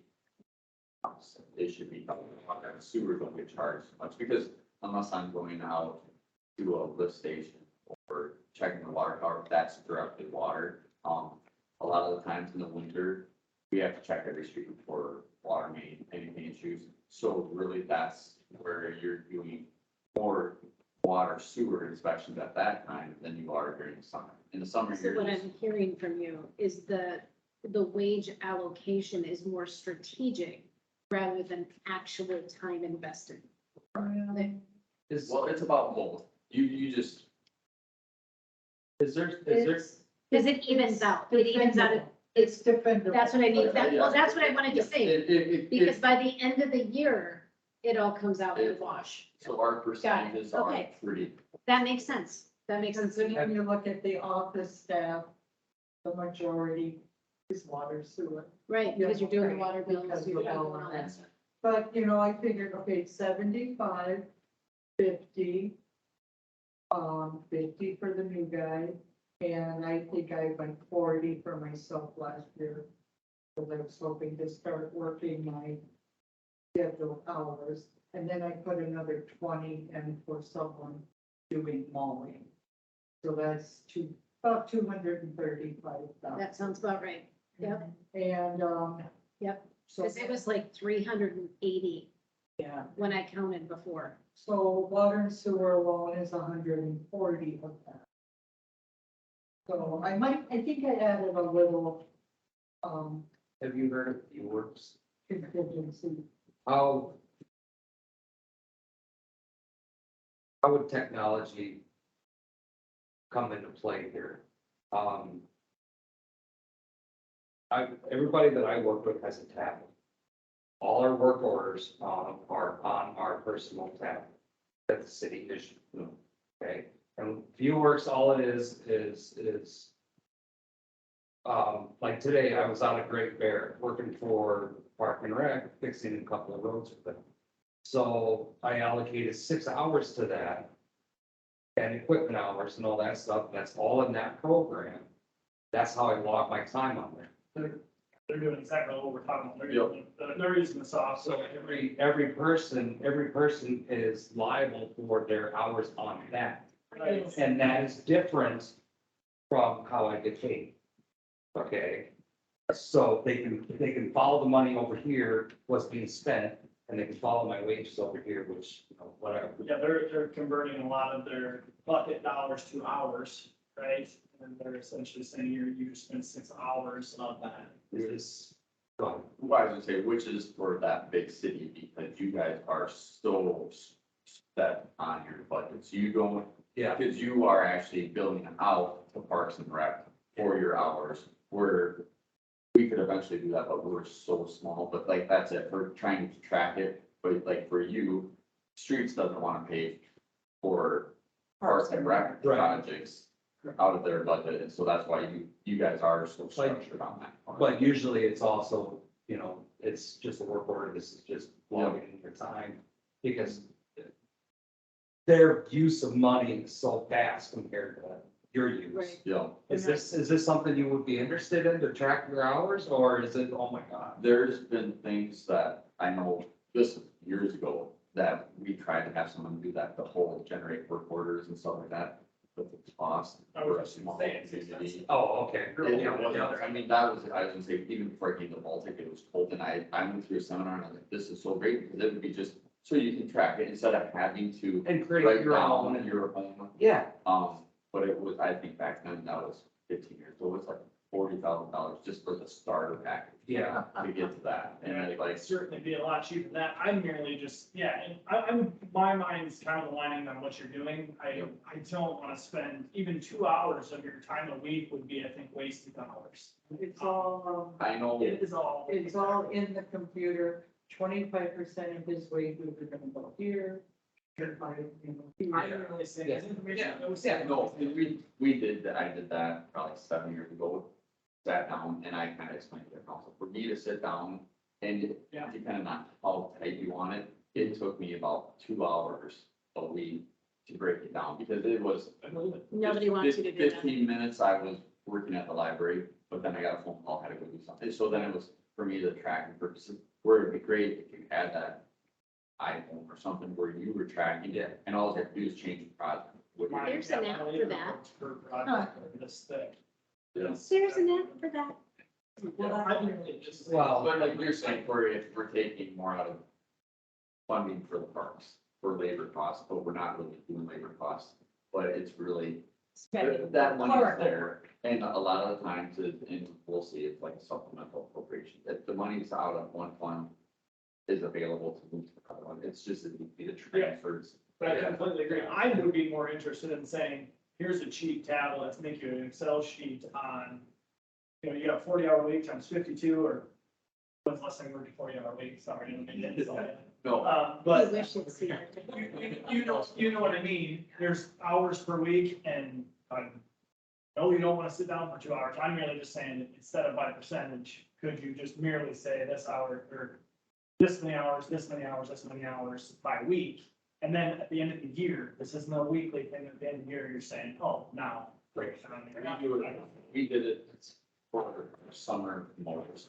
That was easy for pretty much those budgets were spot on, because we pay them for $30, you're weeding and, you know, so those were easy. It's for like, for everybody else, it's so hard. Like, I mean, the same thing for the office, like this year, how many campground regulations they get, that's park and rec. Well, all of a sudden you were doing water utility. Yeah. So you're doing both, and it's like, well, now which one am I supposed to? Same thing with Yeah. us. I agree. You gotta go shut this valve off, you gotta go get this garbage can empty. Yeah. That's why I wouldn't even in an app, it's gonna cost all this money, that's what I'm saying, I don't think it's worth it, I'm just. Not for our But we size. try, Oh. like everything, we try to get everything as close as possible. Same thing with the equipment that we just, the lawnmowers. We sat down and put a percentage, because it goes out to most by the water tower. The retention pond we call sewer, it mows out to the lagoons. So we try to get everything so tight, so Why is Because- it that much work, that's. you don't want to take, you want to use, Everything is broken down. Yeah. and to save as much in the general fund as possible, so you try to get those numbers. Because general fund is what we operate on, so that's what you. That answers my question, I've never gotten, I'll be honest, never gotten an answer, if that was being done in the past. That's why it was like, well, no, I'm That's saying what 2 50 years ago. years of experience does right there. Right, I'm just saying, 2 years ago, I'm really, I always do, and I've said it to you, and it's probably sick of me saying it, but information in is information out, how can you possibly sit here in a budget if you don't have something to go by? It's what I always say, it's like, why even have a wage line? So what you're doing, you exactly just did what I was And getting. this is great, because this is what we did, we did that retreat where we went, the council went away for a day to do the brainstorming, to figure out what future ideas, but then also do the general, or the budget, so then you could actually know what's going on, because a lot of cities, and I'll say Colton was one where finance officer prepared it, handed it in front of the council voted on it, there you go. That was, they had, some of them did take interest there, oh, I'm on parks and rec, so I want to do the playground equipment. And then all they did is transfer money from one to the other, and that was the thing, so. It's just so critical that you guys on council understand where the tax dollars are going and can articulate that to your. I mean, it's just so important that we're transparent with this and we make it easy. I do think that there's a couple of pieces of information that we should make available to the taxpayers, and that is that overarching every dollar you spend on property tax, this is how it's broken down. So they know that. Another thing I think is wages are a hot button. Brendan, I think it's important that we do, because there's buckets and it's confusing about the buckets. If we can do an overarching, this is what we spend in wages and this is how it's split up. So that at least they see the aggregate number. Another thing I think we need to make public is what do council members and elected officials make? I think that's important. People ask that, that's nowhere to be seen. None of us do. I haven't even filled out my W-4 yet. I haven't. You still haven't done I it? still haven't done I it. haven't done Oh, it either. Lord. Yeah, so I mean, there's things. 2,300 a year. Yeah. After taxes before. Before I tax. was, I was in the, was 12 months, it became December, the first year I was on, I was told I got paid. That was the same old- I didn't know. You guys, one of the things that I was thinking that, Nice of you. I'm surprised. Yeah. one of the things that I want to discuss at some point in time, and this is a budget conversation, is that, how do we want to move forward as council and how do we get our citizens more involved? Because if citizens understand what we're doing, they're more supportive of what they understand. And so getting to that, one of the biggest things that I campaigned on is having that active citizenship model, and that we're basically voting on our constituents' opinions. And so what that looks like for us, I don't know what that looks like for us. One concept of it is, we have 2 wards, we divide them in half. And then Nikki takes half the ward, you take half the ward, and then when we have an issue, you reach out to those constituents, see what it is, the next year you fly. So that way you're going out to the citizens saying, hey, we're gonna be talking about this stuff. What's your opinion? How should I vote? What do you want? And what I've been trying to do is figure out how can we do that easily? It's 2022, we have a lot of technology. There's a lot of things that we could do. And so it's just trying to figure that out of how do we really figure out how to serve our taxpayers by what they want. So we're not sitting here making decisions in a silo at this table, and we can really speak with confidence, what our constituents really are interested in, and you're voting on that behalf and you feel good about it. So with that requires extra time because you need to be having conversations and talking to people and that kind of thing. And so if there's a larger time investment, I would be very comfortable in saying that your compensation should be increased for that time invested. That is really where I'm going with. Because if we're gonna be doing more outreach and we're talking to citizens, so they understand what's going on in their city and what their taxpayer dollars is, and we're reaching out to figure out what their inventory of skills and interests are and making sure that we're creating the programs that people are interested in, that's time. That's time, and your time is money too. And even though this is an elected position and it's basically volunteer, I do think that it warrants compensation for your time. Should we have a very clear-cut plan so the taxpayers understand and appreciate how we're spending our time? And it's not that we're just giving ourselves a raise, but this is what you're going to get in return for that. So that's something I want you to think about, because I do think it's a direction we need to get to, even though we've been doing a lot already. I mean, we're just over 100 days now. We've done a lot. We've done a lot in just over 100 days. And so, but eventually I'd like to get to a place where we have a system of outreach and have more committees. And I know that you had a very valid point of like, everybody's busy and I don't know if people are going to be involved, but I do think that if we hit the points they're interested in, and we base the committees and the projects based on a citizen who wants this, and we support them in that, I think we'll get the involvement we're looking for. I mean, people live in this town because they want the Andy Griffith experience. They come here because they want that little town experience where they know their neighbors. And I've talked to so many people that don't even know their next door neighbors, and they've lived here for 5 years. One person I talked to lived in Baltic for 7 years. and they don't even know they're exterminating. So I'm not okay with Baltic being a veteran community. I want us to be a community, and there's so many great things that we've been doing. Dog Days is a great start. Holy I cow, would what a great honestly start. say that that problem's been here for a lot longer than 7 years. I would say that's a 30-year problem. But, I'm not yeah, joking. That's but it's no ours, question. but it's our success to have. Because you know what? I haven't met a single person that wouldn't be interested in meeting their neighbors and understanding other, or meeting other like-minded people in their community and having a richer experience in our city. That I don't think there's a person out there. I mean, well, okay, I've named a couple of people that really don't care if they talk to anybody, but you know, but the majority of the people want a community. And they want to feel like they belong, and they want to feel safe. But they also have to put in the effort, majority of them, not majority, a big portion of them will not put in the effort. However, what are they gonna put the effort in? We haven't created anything. We haven't created the opportunities. We haven't created, I mean, look at the second year turnout of Dog Days was amazing because we created opportunities. Right. And so we need to create those opportunities and create those moments where people can get involved and see it's not so scary and that the people in this town are incredible and they're super nice people and we all just want to be happy and safe. There is nothing more valuable than a tight-knit community, especially when you have vandals. I mean, you want to see neighbors step out when a car's coming through town, breaking into cars. That's when Baltic shines, because people are like, I saw this, I got this. I mean, you know, fundamentally, we have each other's back. You know, and so I think we need to think about that as a council. And again, going back to that premise of use what we have. We have a lot of really good people that want to do good things. Are you open to the idea of a town hall meeting? We have a town hall meeting every month. Well, I know. But a lot of people don't want to go to a council meeting because of everything that's taught at the council meeting. Sure. They want a one-on-one with the council. They want to talk, they want to complain, they want to, do all that stuff. I'm open Ask to. questions that aren't on the agenda. But I would challenge you back to that and say, I think people would give you even more information if you are reaching out. Like, we have 477 house rooftops in this town, and there's 5 of us. And we have a few more now. We're probably going to be broaching 500 pretty soon if we're not there already. And if we're counting apartments too, so you have like 500 residences-ish, if not more. That's 100 apiece. If we set up a communication vehicle where it's not us going 100 times, but have something like, hey, here's something we're going to be looking at. Can you give me some feedback? That text tool we have is the perfect way to do it.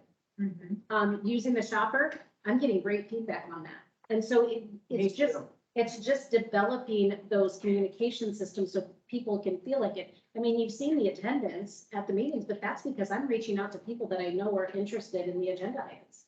I'm like, hey, did you know this is going to be on the agenda? I know this is something important to you. Wouldn't it be great if you guys could do that with your constituents too? And you say, hey, just so you know, this is what we're covering. What are your thoughts? What do I need to do? But do it in an easy,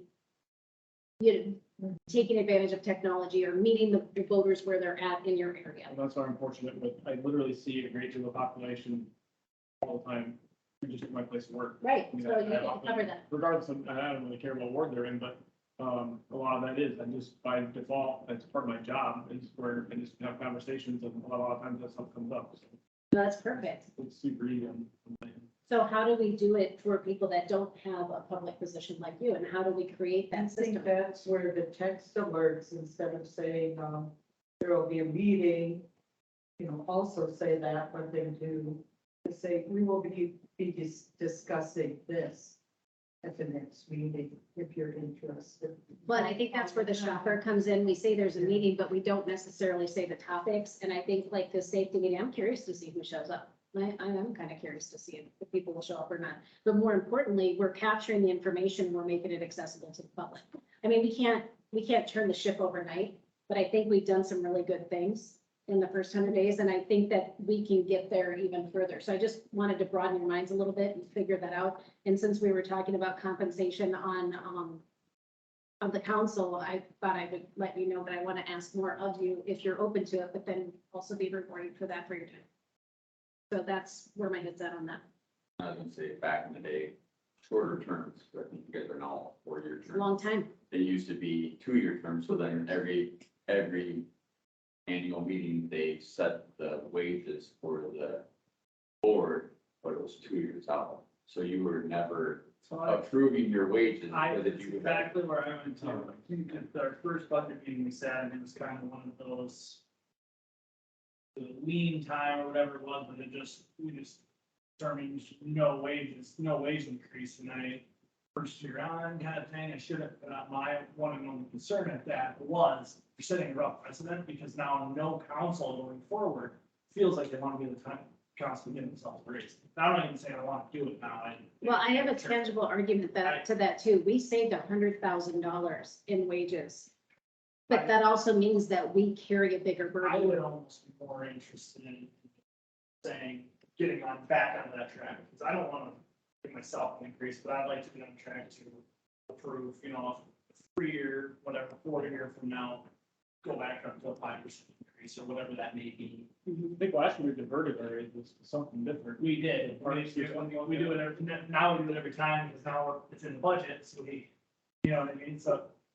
You do, so now you just pull it out of that, and our wages stay the same, correct? Well, I didn't know. I think I might have increased them a little, because I didn't know. There was nothing listed on the resolution. We couldn't find anything when the auditors were And here. and 2 or 3 years ago, it was the 5%, and we forego that 5% and put it somewhere else. And it's been that same way going forward ever since. And I want to iterate again, I'm okay with it, I'm just saying it's going to be down the road. It's even say 10 years from now, if everyone keeps doing this, it's really gonna be undercompensated, big time. That's why eventually you gotta get on the horse and. Yeah, you're not doing Have fun. Well, and from an HR standpoint, if we can articulate the services and the expectation of this position, and you can tie that to time and expertise, I don't think that there's anything to apologize for. I mean, if we're providing a legitimate service and we can articulate what that is and people see and feel that because they're hearing from their council members and their elected officials more, I don't think anyone's gonna complain about that too. I think it's when we operate in a silo and they don't see it, Take a raise. that they're gonna complain. Yeah. Like I've had the resolution there. Okay, you guys need a raise, and nobody will make that motion. It's. You know? painful, Yeah. I would be, like I said, I would be more interested in passing that says in 5 years it's gonna take effect. None of us can guarantee that we're even sitting here. And I would be more interested in that than I would just, and guess what? One day it's gonna flop on their lap and they're gonna say, oh, I didn't know they did this. Then it's problem solved. That's my thought. That's one way to look at it. I should just have an annual increase, and then nobody has to vote on I would, it. that would probably be cleanest way. Yeah, that would be. Yeah. And then you just have, 5%. Well, and actually, you should have a cost of living yeah, adjustment, and that way it's clean and nobody has to, make that motion. Yeah, I disagree. It'll bite you in the rear end if you have possibly, like an annual one. Because that's what happened with Dallas. I just It's a disagree. big cost of living. For me, that was a business, because it's standard before it's Last year it was high. cost of living. Yeah, well, I would agree with that, but That's also obviously, My kids is cost of living. the inflation right now is ridiculous. That's 2 years. That was the Right. cost of living. it's nice. No, But and that's my point. I know, I'm still losing it, but- And you have other things to cover? 10%. Companies are gonna be No, around. you got anything else? So we're gonna do that. We got to raise the return. Just real quick here, I'm going What's the to, one, half a dozen of another? so I'll get this done for the next meeting, and, we're gonna keep the 60 and the 28 in general fund. And we're going to discuss garbage rates, so I will come up with different prices and what we think, how high you wanna go. Keeping in mind the price is gonna go up every year. So I'll just go over my notes, and, is it okay if I contact John doing something? To reference you? Okay, because they've come up before, and, it's interns. Okay, I think that's about it. I'll come up with a big overview for the next one. That's only a week away. Yeah, it's just, Overview. so are we deciding tonight, the next budget meeting, or is that being decided next week? Can we do it at the regular meeting? Yeah, let's decide at the regular meeting. We don't need another special meeting. No, because like now it would be. Oh, I You're setting your fee, so a Yeah. majority of the budget's set, it's just Yeah. the garbage fees and then And we don't actually vote on it. So, first reading is just. the meeting. Yeah. And if in between then and there, you decide Yeah, you want less money and something, and more money, bring it up. We don't need any more special. No, and that is the goal, I see. not to have special meetings. We don't have pizza tonight, but nobody's. Well, but you know what? Look, it's 6:56. Oh, is that? So I'm really okay with that. Okay. So can I have a motion to adjourn? Motion to adjourn. So we have a first, we have a second. All those in favor say aye. Aye. All those opposed? We are adjourned. Brian, what am I supposed to do? Get together if you want. Don't give up.